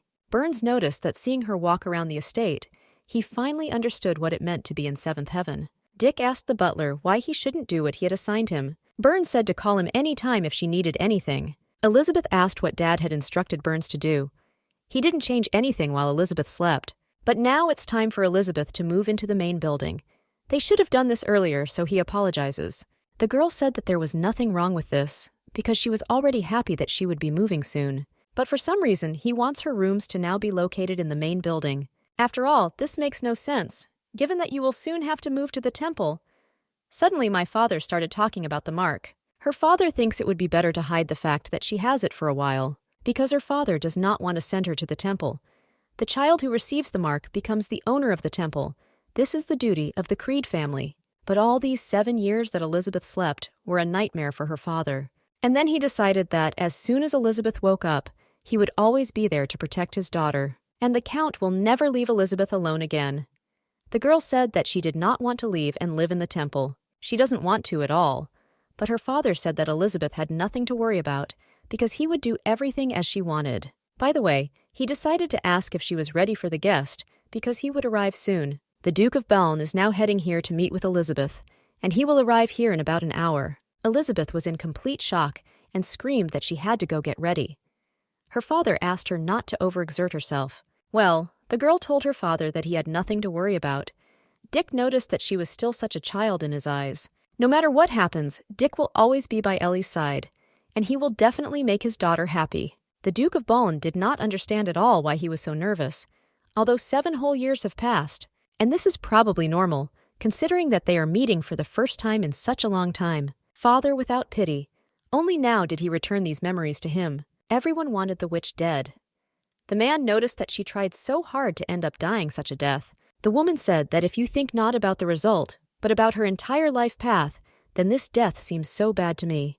The man asked to tell him if she had one last wish. He wanted her to ask him to save her so badly. Well, as always, everything turned out according to her will. The woman said that he had already fulfilled it, because she would spend her last moments next to him. This is so stupid, but if she had another life, everything would be different. Elizabeth entered the room and noticed that His Highness was probably already tired of waiting. Baln was in complete shock. Elizabeth asked if he was feeling unwell, but the gentleman denied everything. The lady noticed that he had lost a lot of weight. Elizabeth almost touched. Baln said that this was all because he had only recently returned from a business trip. Elizabeth noticed that he should have rested. The Duke noticed that Elizabeth should worry more about her health than about him. Elizabeth is surprisingly so active. The girl said she was fine and thought his medicine had helped her a lot. Come to think of it, Elizabeth still hadn't thanked the Duke, so she bowed and thanked him for his concern. The Duke wondered since when did she call him so formally, and he asked the lady to sit down. Elizabeth was still too young then. The Duke added that it sounds like it doesn't anymore. Elizabeth is still older than she was then. She woke up from a deep sleep after 7 years, and he probably thinks she's still 13. The Duke said that it would be better if she called him as before, just Mr. Baln. Elisabetta is really very grateful to him. It was she who should have come to visit him to express her gratitude, but she forced him to come himself. Suddenly, the Duke asked the Countess not to move for a minute. Elizabeth told the gentleman that she didn't know why he was doing this, because he could just sit next to her. The lady assumed that he had noticed the mark, but she did not understand at all how. Elizabeth told the master that I was ticklish. He apologized. The girl thought that he had not changed a bit, but it seems that he has become more gentle. Baln asked if she liked the bracelet. Elizabeth sighed because she thought it was because of the bracelet. She really liked him because he is not only handsome, but also as if created for her. Elizabeth is very comfortable with him. The Duke took great care when choosing this gift and wanted to see how Elizabeth would wear it. The girl was very grateful for his care, but now he is very close to her. Baln apologized. It's not easy at all. Elizabeth didn't understand at all why she was so worried. The lady believed that this was because this had not happened in her past lives. He did not allow him to come to the Creed estate, even despite his daughter's debut. Grace threw the paper away and told the maid that she and Jezebel would go first to the Creed estate. The maid asked if the Count allowed it. Grace said that Jezebel is the Earl's real daughter, so the answer is obvious. The maid must take good care of her daughter. Grace is worried about sending her daughter there alone, but Grace needs to deal with what Kihar entrusted to her. She wanted to show Elizabeth how easily everyone would give up on her. After 2 days, Elizabeth was glad that her father cared and changed his behavior out of love for her, but they are so big that it is very difficult for her to get used to being there. The mark has become larger. This is probably similar to the pain of a child's growth spurt. We need to hide it quickly. Someone asked her to wait, and Elizabeth immediately began to look around. The voice came from the mark. Finally, there was someone she could chat with. She had been waiting for this day for so long, and Elizabeth herself didn't even understand who she was. Elizabeth believed that this stranger was the Mark. The girl confirmed this. For the first time, he hears that the Mark has an essence. There was nothing about this in the book either. This girl noticed that Ani apparently is special. The merman has not yet left for the temple and has not become a priestess, but is already talking to her. And that girl didn't understand why she was only partially here. She asked if she knew how to use her power. Elizabeth asked her what kind of power this was. In any case, Elizabeth will find out about everything when the Mark gets bigger. The stranger looked as if a ton of things had just fallen on her. They will always be together now. Elizabeth still doesn't know what her name is, because she can't call her Miss Mark all the time. Her name is Rindiobarkina Kiebenharcherprel, but it's too long for Elizabeth. The lady asked how about just calling her Rin. She thought about it and happily said what suited her. Elizabeth could not even think that the Mark, that is, Rin, had such abilities. Elizabeth saw the whole story of Sepirin as if it was happening before her eyes. Rin said that she has many other abilities that she can use as well. But the Mark is still small, so she said that Alice herself can't do anything while waiting. Perhaps Elizabeth should have asked her about these abilities. Elizabeth couldn't do anything. The butler knocked on the room and asked if he could come in. Burns apologized for interrupting her rest. The gentleman simply offered to have dinner in the greenhouse today. Elizabeth was so happy and said that she was not busy, so he should tell him that she would come soon. Burns said that in this case they would wait for her in the greenhouse. Elizabeth thought he would notice Rin. The girl told her that the others could not see her. Elizabeth was afraid of her, and Rin asked if she could go to the greenhouse with her. Elizabeth said that it was just dinner, but Rin begged her very much and said that she would be quieter than water and lower than the grass. The lady agreed, but Rin had to be very quiet. Rin said that Uni could trust her. Rin asked when they discussed the mine, someone might have already found it. Then they will be able to find the magic stone. They seem to have very little time. Elizabeth herself understood that this was not an easy problem. Father asked Elizabeth what was wrong with her. Elizabeth didn't even know what to do if he asked how she knew about the mine, and what to say to her, and what to answer if he asks why she needs a magic stone. This is a world where magic and divine powers exist, so she can simply say that she learned about it in a dream. But if she does this, it will turn out that she collected it for her own father. Elizabeth wants to tell him the whole truth right now, but it's probably too soon. Rin said that Uni thinks too much. Rin believed that she could talk about this at any time. Elizabeth decided to ask why her dad wasn't eating. Dick, you yourself thought about what you need to eat. The problem is not just in the mine. Elizabeth needs to find a place where she can grow medicinal herbs in huge quantities, at the same time, without attracting unnecessary attention to yourself. No matter how much Elizabeth thinks, nothing comes to mind other than the dukedom. The lady thought about why she suddenly remembered Mr. Balna. Elizabeth blushed, and her father asked if something had happened. The girl said that everything was really fine. There was just something stuck in her throat. Dick is so worried that he forced her to come here, and Elizabeth is not feeling well. The mistress told her father that she was really fine, because she was much stronger than he thought. Besides, her father invited her here because he had an important message to convey. Elizabeth's opinion, of course, is most important, but the Count would like to officially announce that Elizabeth has woken up. Elizabeth didn't mind her father doing this. After all, there are those who will take action when they find out about this. Dick asks if Ellie will really be okay. The daughter confirmed this, because this way she can find out what happened 7 years ago. This will be Elizabeth's chance. Besides, Father said that he would protect her, and Elizabeth believes in it. The Count really promised, and he will no longer allow his daughter to be put in danger. He will take care of everything regarding the Mark and the temple, so she doesn't have to worry. All Elizabeth needs to do is focus on her recovery. That's right, Elizabeth is no longer alone in this life, and everything will definitely be fine. Elizabeth began to wonder what kind of things her maids wore. She thought about the style and habits that shaped their lifestyle on her estate. Elizabeth received so many gifts and letters as soon as they officially announced that she had woken up. Larry had no idea that her mistress was so popular. Although, considering how beautiful she is, this is quite natural. Elizabeth also could not imagine that she would receive so much attention. This also did not happen in her past lives. Larry said to call her if the lady needed anything. Elizabeth was grateful that they helped. The lady asked what happened to Cecile. The maid said that her mother was alone in her hometown, and she was very sick. Elizabeth immediately told her to leave, and noted that she herself would tell Burns. If she goes, Elizabeth needs to pack some medicinal herbs for her. Cecile said that just a vacation would be enough. Larry asked if Cecile was coming because she needed to wash the curtains today. She told the lady to rest. Cecile was truly grateful, but Elizabeth wanted to give her medicinal herbs. The lady didn't even know if everything would be fine with her. Well, because this had never happened before. Suddenly, Elizabeth saw a letter about Charlene. Apparently she was very worried, and the girl even visited her while she was sleeping. If she's okay, Charlene invites her to tea. Elizabeth decided that she wanted to go to a tea party. The official reason is that she quickly learns about the situation in secular society. But in reality, she just wants to see Charlene. Elizabeth was interested in how much they had matured. Elizabeth started asking Rin if she could help her. Rin asked what she could do for her. Elizabeth told her the whole situation. The knight asked Lady Elizabeth what she was doing here. The lady said that she was just walking. Suddenly, her father started running towards her. He said that Elizabeth is still weak, so he does not understand why she is not in the house.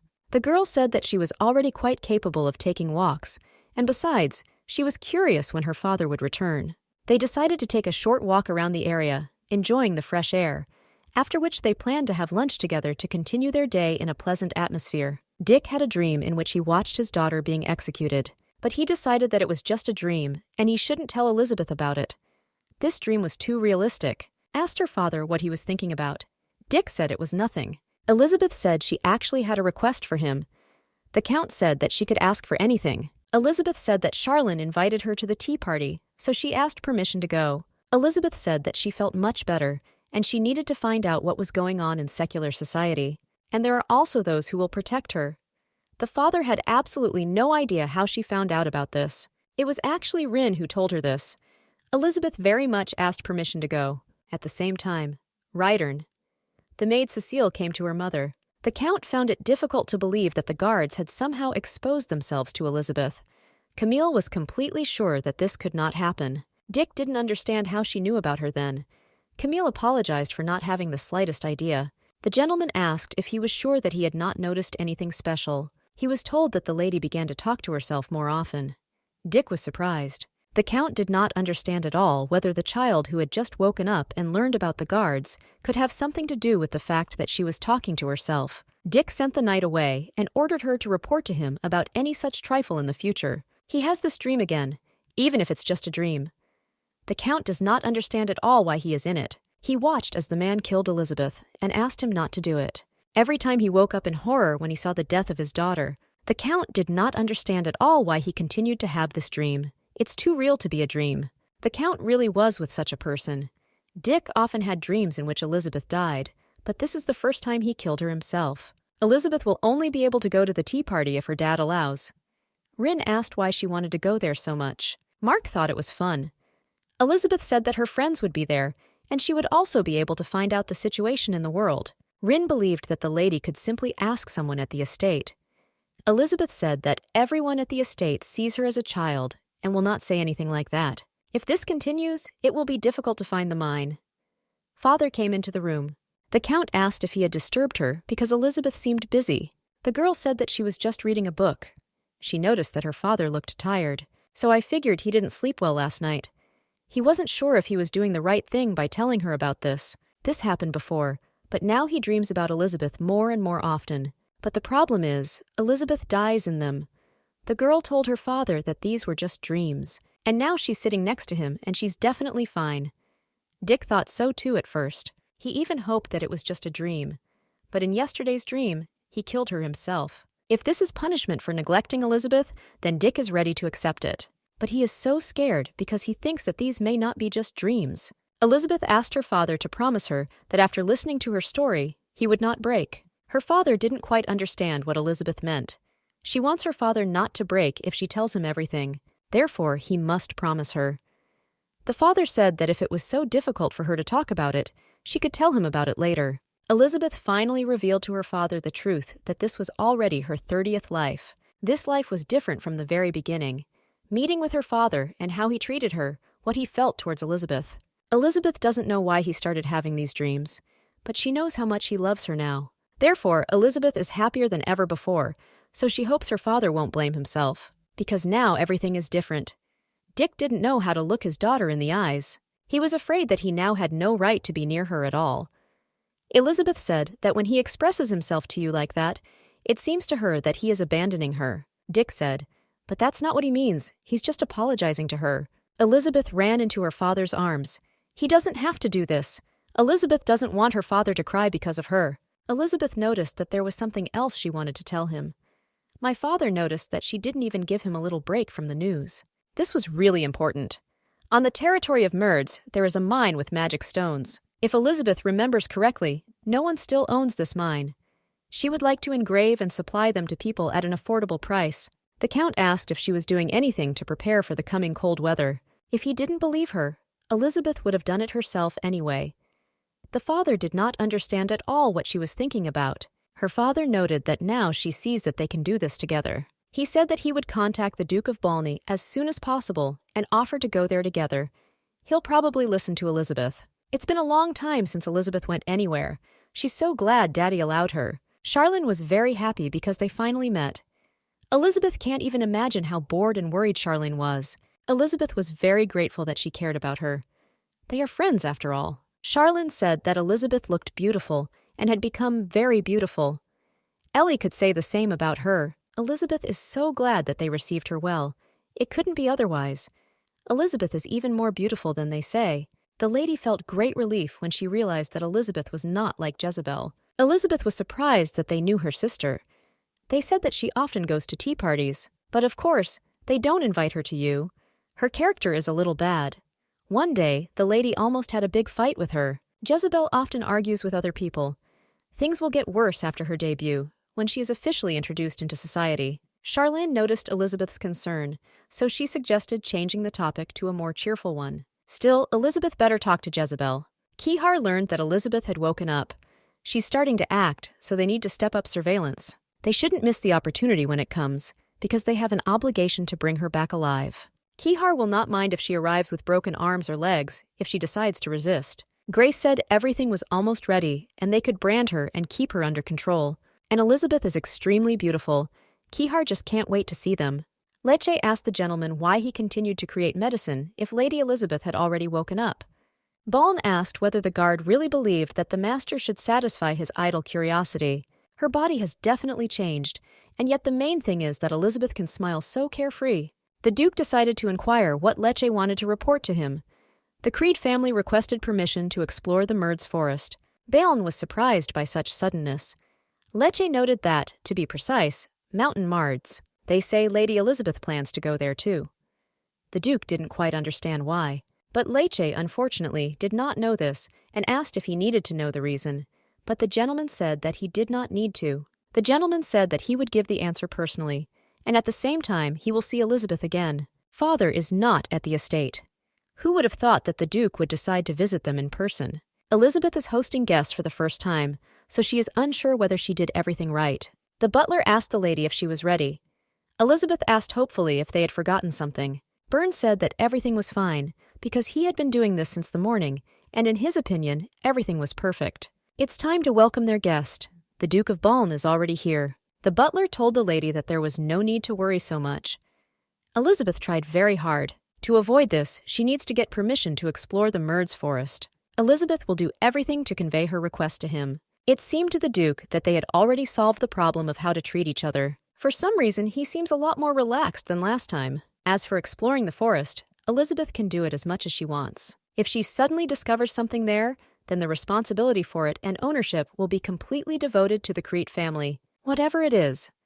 Elizabeth, of course, is glad that he gave his permission, but she cannot shake the feeling that he knows something.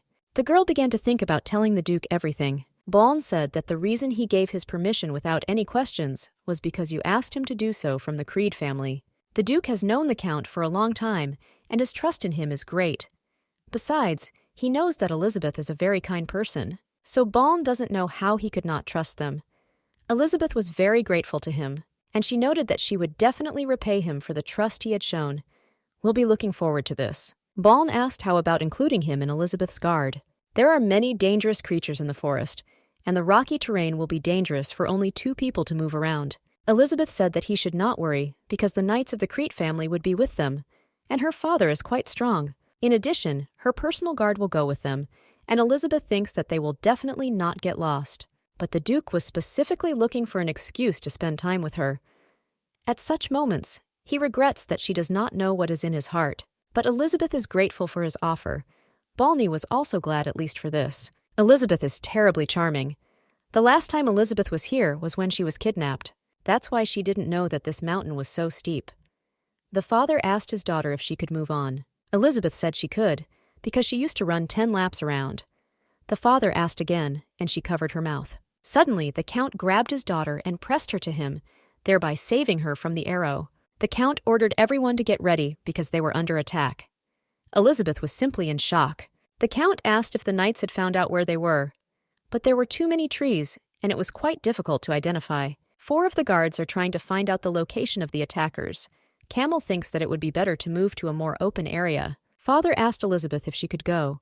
The girl said that she could run. In such a situation, Elizabeth should not make them feel uncomfortable. A stranger appeared before them. Dick told Elizabeth to stay behind him. They surrounded them on all sides.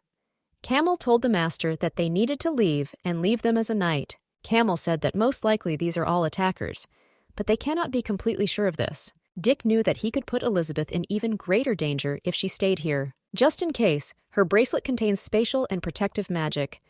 The father said that he would give a signal, and she should run as quickly as possible. The Count said that it would be the end if he got distracted. Rin told Elizabeth that they were still following her, so she should lie down.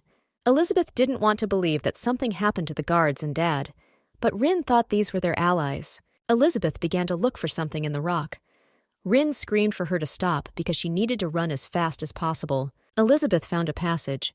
She started to reach inside because there should be a seal there. It seems Elizabeth touched something. Rin shouted that they were almost there. Elizabeth found the same seal. The man behind him noticed that she ran well, just like for some girl. Elizabeth should have concluded the agreement quickly. The man didn't know what she was trying to do there, but it wouldn't work. Elizabeth simply must escape. The man told her that she would not succeed if she wanted to sneak away, because she had better follow him quietly. Elizabeth needs to bide her time, so she decided to ask who they were and who their owner was. The man said that she would soon find out everything herself. The main character didn't understand at all why she wasn't working. She screamed for them to let her go. If Baln had known that this would happen, he would have asked what kind of area they were going to explore. He was informed that intruders had been found in the forest. The Duke said that everything was fine because these were Count Creed's people. The knight shouted that there were not only the Count's people there because they had discovered traces of other people. The Duke ordered the formation of a search party of elite fighters because it was impossible not to miss a single one. Balna would like it to be just a coincidence that there were intruders here. It was on that day that the Crete family decided to explore the area. Too suspicious. We need to catch at least one and interrogate. Baln decided that he should climb the mountain and look around. At the top, he saw Elizabeth. She fell straight into his arms. The Duke asked if she was okay. Herzog did not understand at all what had happened. She started hugging him tighter and saying that she thought she was going to die, but it was all just beginning. Balny asked Elizabeth to calm down. The bracelet is red, so he must have used up all his magic. She couldn't have hurt her wrist. The Duke told her to be patient a little. He began to go into the water and said that there was nothing to be afraid of. After all, he is nearby. I can't believe this is real. Therefore, Lisa asked the gentleman to tell him that this was really a dream. Elizabeth is so scared, what if she wakes up and ends up there again? Baln informed Elizabeth that this was not a dream. Dream or not, he will always be there and will always protect her. So Elizabeth doesn't have to be afraid anymore. The girl was very grateful because this time she was really afraid that she would die. Elizabeth thought that the time would come when she would say that death was the best option. She could not have imagined that, as a result, she would feel so calm. Elizabeth said that she had calmed down so he could let her go. The bracelet seems to have cooled down. Baln told Elizabeth to stop pushing and just hold on tight. Baln promised to deliver her to the duchy. Elizabeth agreed to this. She had absolutely no idea what happened to Dad and the rest and the knights. Rin said she was fine. She's sleeping now, so Elizabeth can't even ask her anything. Suddenly, someone knocked on the room and asked if he could come in. It was the Duke. He bought this dress as a gift that he could give someday. As he thought, it suits her very well. Elizabeth asked the gentleman if anything had become known. The man reported that the Earl and the knights had returned to the county. It's such a relief that everyone returned safely. This is truly a relief. They just ran away at some point, so we can conclude that their target was Elizabeth. The main character decided that this was definitely the work of Grace and Kihara. There is no one else to attack her. The power they use is strong. Baln knew this might be hard for her, but he wanted to offer something. He felt like he was doing something bad. He asked how about living for a while at the Guardian estate, because the Duke wants to protect Elizabeth from everything that could happen to her. Now Baln is sure that there is a spy in Count Creed's house. There may be more incidents of attacks in the near future. Any more, and Elizabeth would have misunderstood him. If so, I agree to go to the toilet, and she hopes that he will take care of her. Elizabeth understood that Dad would probably be worried. Baln said that he himself would inform the Count. Elizabeth said he was already busy. Balna still needs to discuss something with him, so no need to worry. Elizabeth realized that if they had anything to discuss, it would be something related to the attack. The Duke asked the lady to have a good rest today and noted that they would meet tomorrow. It's probably better to find out about everything later. First, Elizabeth will ask Rin when she wakes up. Baln himself could not believe that they would live in the same castle. He even felt embarrassed by this. It seems they used black magic. The Count took hostages, and they had to interrogate them. The Count ran up to the Duke and asked where Elizabeth was. Baln reported that she was at the estate. The father can be calm because she's not injured and is completely safe. So there's nothing to worry about. You should worry more about the Count. Dick didn't quite understand why he came alone. Baln said with difficulty that Elizabeth would stay with him for the time being. Undoubtedly, his permission is necessary. However, it is much safer there now. More precisely, it is definitely safer there. As the Duke said, he is safer now. The Duke's estate is more closed, Timographia. Therefore, the likelihood that there is a spy there is minimal. There will be no leakage. Besides, he will definitely be able to protect Elizabeth. However, as a father, Dick feels absolutely disgusting. The Duke asked if he really thought that he could take advantage of the fact that she was weak now. The Count decided that this meant that if she had not been weak, he would definitely have done something. The Duke tried to explain that this was not what he meant. The knight sat in complete shock and did not understand what they were even talking about. Balna that he understood everything to me, so he began to make excuses. The Count understood him and asked him to take care of Elizabeth. The Duke said that he needn't worry because he would do everything to protect this one. Most of them managed to escape, and those they caught used self-destruct magic before they were interrogated. Apparently they were not strong in black magic. The Count believed that this was his mistake, because he failed to recognize the presence of the enemy in time, and the fact that he let Elizabeth go alone. Baln said that it was not his fault because he does not encounter black magic very often. And even despite all the training, the task of the knights is security. It is normal that they will be weak in exploration and assassination. The Count was simply in shock and could not even imagine how large the network of his informants was. The Count decided to ask if the mercenaries they encountered had anything to do with the temple. The Duke confirmed this. To be precise, they were sent by the chief priest Kihar. If the task of the knights is to protect a child with a mark, then the shadows protect the owner of the temple. The Count did not quite understand what could be so dangerous in the temple since security was needed. Perhaps they needed an excuse. They needed to somehow increase their strength so that they could oppose themselves to the royal family. After all, in another case it will be called treason. In the end, the true meaning of the temple fell into oblivion, and the number of false prophecies has increased. But the prophecy that Dale received. Prophecy was not originally limited to a specific place. Dale just happened to be in the right place at the right time. God doesn't particularly like to be tied to one place. It turns out that the Crete family was used by a temple that didn't even have a god. Baln knows what Dick is thinking, but he suggests solving problems as they arise. The Duke will contact the Count again soon. If only Baln had not taken the outstretched hand then. If the Duke had not fallen in love with Elizabeth, if in order to find her, he would not have given up divine power, would she be happier because of this? Elizabeth told her father that she was fine and everything was fine. Her father asked if she was afraid to be there alone. Elizabeth said that this was the Duchy of Gadian, and she would be safe here. After the father found out that Elizabeth was safe, they could do nothing. The girl is really fine. The Count said that he would make sure that their estate became safe. Elizabeth wished her father good night. Balna noticed that he was very worried. Elizabeth added that especially because they used black magic. The Duke did not understand at all how she knew that it was black magic. Elizabeth said that she just felt and guessed, and doesn't even know how to explain. Balna that it's all thanks to the mark, or she's already encountered such magic. Elizabeth asked the gentleman when she could return home. Baln has already started asking if it's uncomfortable to eat here. The girl immediately began to deny everything. Alice knows that he said that everything is fine, but she still has the feeling that she is causing him trouble. Yes, and Dad is worried. Baln believed that 7 to 10 days would be enough. The Duke said there were many interesting places here. There are so many of them. 10 days will not be enough. It's good to watch them all. In case she likes something, Balna would be happy if she thought she wanted to stay here. Elizabeth asked if he really meant that she could walk wherever she pleased.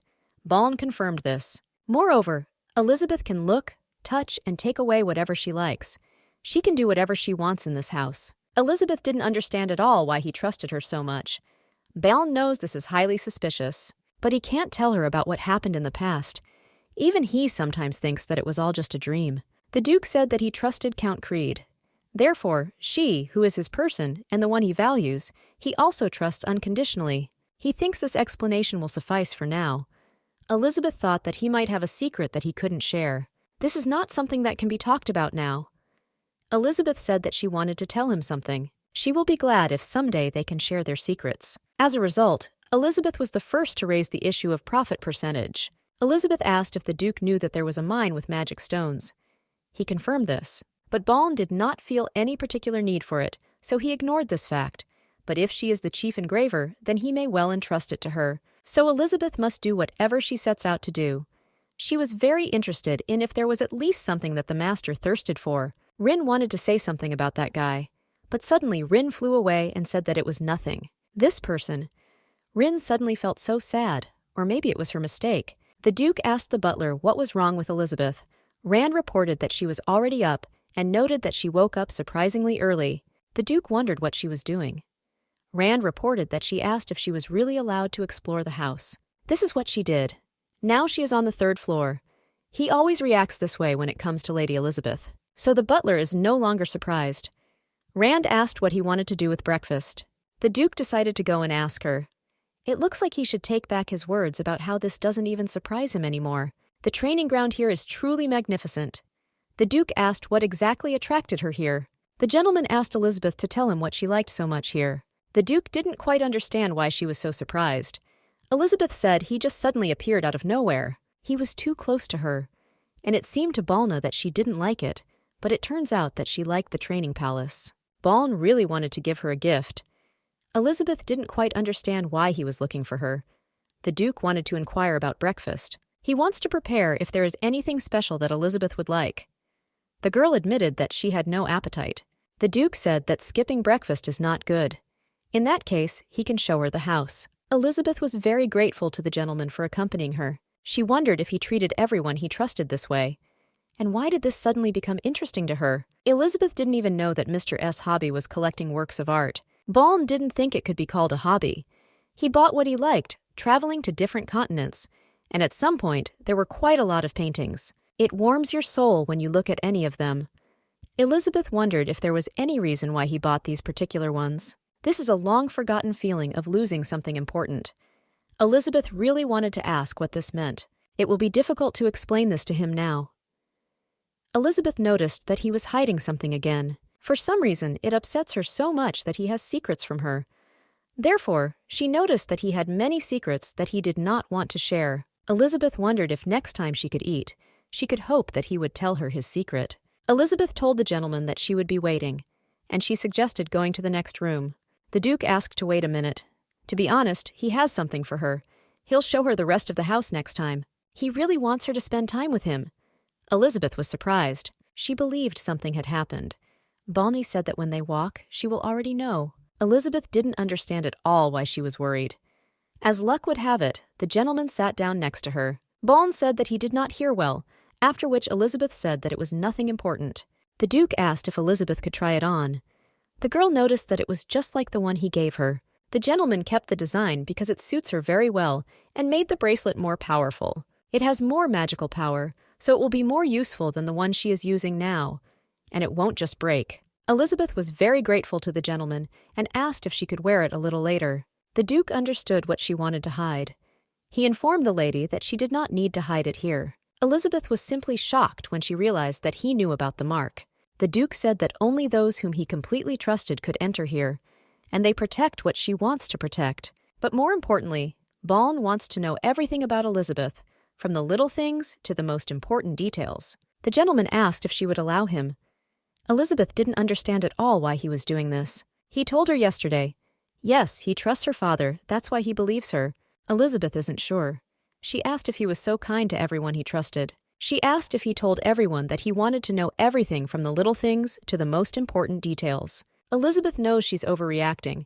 The master still sees her as a child. Maybe that's why he's so kind to her. But the girl may misunderstand his kindness and end up. The gentleman said that this is not true. He addresses her this way because it is her. He wants to know everything because it's her. He understands that his confession is rather sudden, but he wishes she would allow him to get to know her better. Elizabeth simply wanted to avoid misunderstandings. Well, now this. Looks like Elizabeth got the nod. When the Duke saw Elizabeth's reaction, he believed that he had ruined everything. But the girl denied everything and said that everything was fine. The man was happy. Still, he demands too much, wanting Elizabeth to want to get to know him better. But there is no need to rush, because she does not have those memories that could be considered past experiences or life lessons. The gentleman said that she just needed to be patient a little, because he wanted to put on a new bracelet for her. Elizabeth reassured herself that this was Mr. Balln, so everything would be fine with her. The mark he left behind. She is a little smaller now, but looks the same. Elizabeth called him, and the man began to believe that he had hurt her. The girl immediately began to deny it. She was just a little confused. Balln apologized for his tactlessness, but the girl said that everything was fine. The Duke said that she shouldn't always tell her everything was fine, especially next to him. If you can't, then you can't. If she doesn't like it, she should say so. The Duke wants her to be honest with him, but she doesn't do anything that he might not like. The gentleman asked if he was a man who did not do anything that she did not like. If she tells him now, he will be more careful in future. Rand knocked on the door and told the master that they didn't have much time.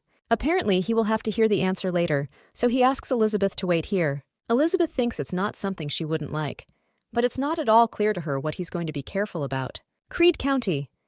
Jezebel, of course, did not expect to be greeted with open arms, but there is absolutely no one here. Servants said they were under orders to provide her with only minimal support. Jezebel didn't quite want to believe that funding and relationships would be different. It's all because of Elizabeth. But the girl decided that she needed to control herself and remember what her mother told her. Jezebel understood them and threw them out of the way because she wants to rest in her room. The lady is in the wrong place. She will have to go to another building. The butler asked the master if he really wanted to leave Lady Jezebel like this. Dick said it was enough that she was swimming in money. The Count was even glad that Elizabeth was not at home. He asked how preparations for Elizabeth's debut were going. Burns just received a message about this. The Duke decided to take full responsibility upon himself and said that he had prepared in the best possible way. You can rely on him. Selection of dresses, jewelry, and even escort. Dick noticed that he could be trusted to prepare for the debut, although the rest may become a problem. Rand felt his master's gaze on him, but if he had not entered, then there would be trouble. Elizabeth completely forgot about her debut. The tailor asked if she could ask the lady one question. The woman asked what Elizabeth thought of the Duke of Balln. This question surprised the lady quite a bit. She has been serving the Duke for a long time, and this is the first time she has seen him care so much about someone. Therefore, she could not restrain herself, and decided to ask her about it. She asked to forgive her if she allowed herself too much. She remembered the Duke's words that she was the only one he treated so warmly. The tailor has taken all the necessary measurements and will let you know when to decide on the design. They will prepare the best dress that will highlight her beauty. It turns out that this is a rather labor-intensive process. She has never prepared for her debut yet. In a past life, everything was different. However, there are still so many problems to solve. Balln asked if they were ready. The tailor began to shout that it was the best manners to barge in like that without warning. And yet, thanks to these wonderful people, Elizabeth is full of anticipation. This castle is always filled with silence. But in the mornings, it is especially calm here. Still, the street must be lively. When she looked out the window, she was in complete shock. Just yesterday, there was a training ground here, and now it's completely empty. Now it seems even bigger. There would be enough space here to grow medicinal herbs, and there would still be some left over. The Duke probably had other thoughts when he ordered everything to be removed from there, but nothing could be done. Rand didn't quite understand why the lady was looking out the window like that. It was difficult for him to imagine that she wanted to go outside. He started running to her and asking if she needed anything, but Elizabeth denied it. She was just wondering where the Duke had gone. Rand understood her and said that he had some business to attend to, and he can tell her when he arrives. The Duke promised to return not too late. Elizabeth asked to tell her. The butler offered her lunch while she waited. Elizabeth didn't even know that Mr. S. hobby was collecting works of art. Baln didn't think it could be called a hobby. He bought what he liked, traveling to different continents, and at some point there were quite a lot of paintings. It warms your soul when you look at any of them. Elizabeth wondered if there was any reason why he bought these particular ones. This is a long-forgotten feeling of losing something important. Elizabeth really wanted to ask what this meant. It will be difficult to explain this to him now. Elizabeth noticed that he was hiding something again. For some reason, it upsets her so much that he has secrets from her. Therefore, she noticed that he had many secrets that he did not want to share. Elizabeth wondered if next time she could eat, she could hope that he would tell her his secret. Elizabeth told the gentleman that she would be waiting, and she suggested going to the next room. The Duke asked to wait a minute. To be honest, he has something for her. He'll show her the rest of the house next time. He really wants her to spend time with him. Elizabeth was surprised. She believed something had happened. Balny said that when they walk, she will already know. Elizabeth didn't understand at all why she was worried. As luck would have it, the gentleman sat down next to her. Baln said that he did not hear well, after which Elizabeth said that it was nothing important. The Duke asked if Elizabeth could try it on. The girl noticed that it was just like the one he gave her. The gentleman kept the design because it suits her very well and made the bracelet more powerful. It has more magical power, so it will be more useful than the one she is using now, and it won't just break. Elizabeth was very grateful to the gentleman and asked if she could wear it a little later. The Duke understood what she wanted to hide. He informed the lady that she did not need to hide it here. Elizabeth was simply shocked when she realized that he knew about the mark. The Duke said that only those whom he completely trusted could enter here, and they protect what she wants to protect. But more importantly, Baln wants to know everything about Elizabeth, from the little things to the most important details. The gentleman asked if she would allow him. Elizabeth didn't understand at all why he was doing this. He told her yesterday. Yes, he trusts her father, that's why he believes her. Elizabeth isn't sure. She asked if he was so kind to everyone he trusted. She asked if he told everyone that he wanted to know everything from the little things to the most important details. Elizabeth knows she's overreacting. The master still sees her as a child. Maybe that's why he's so kind to her. But the girl may misunderstand his kindness and end up. The gentleman said that this is not true. He addresses her this way because it is her. He wants to know everything because it's her. He understands that his confession is rather sudden, but he wishes she would allow him to get to know her better. Elizabeth simply wanted to avoid misunderstandings. Well, now this. Looks like Elizabeth got the nod. When the Duke saw Elizabeth's reaction, he believed that he had ruined everything. But the girl denied everything and said that everything was fine. The man was happy. Still, he demands too much, wanting Elizabeth to want to get to know him better. But there is no need to rush, because she does not have those memories that could be considered past experiences or life lessons. The gentleman said that she just needed to be patient a little, because he wanted to put on a new bracelet for her. Elizabeth reassured herself that this was Mr. Baln, so everything would be fine with her. The mark he left behind. She is a little smaller now, but looks the same.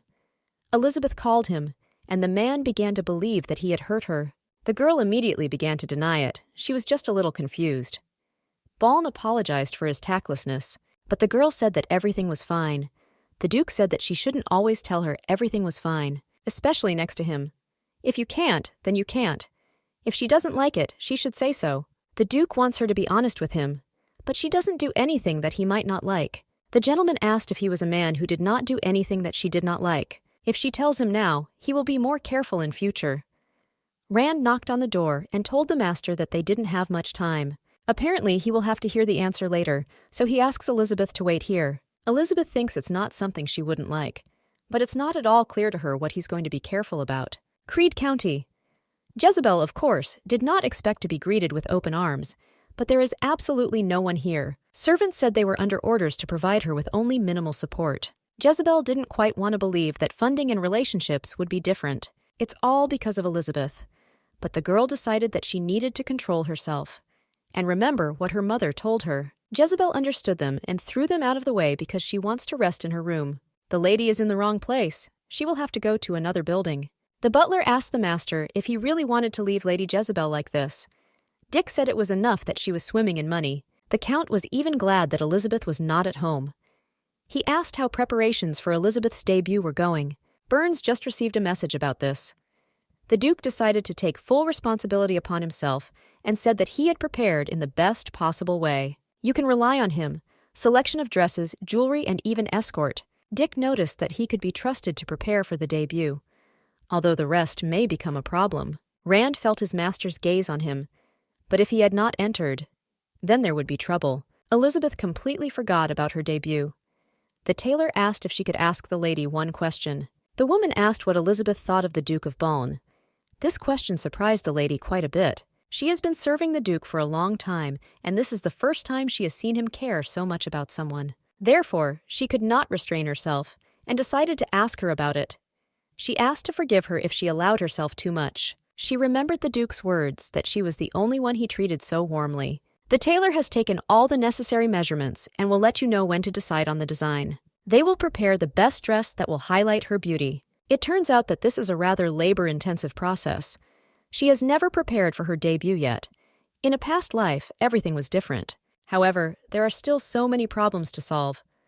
Balne asked if they were ready. The tailor began to shout that it was the best manners to barge in like that without warning. And yet, thanks to these wonderful people, Elizabeth is full of anticipation.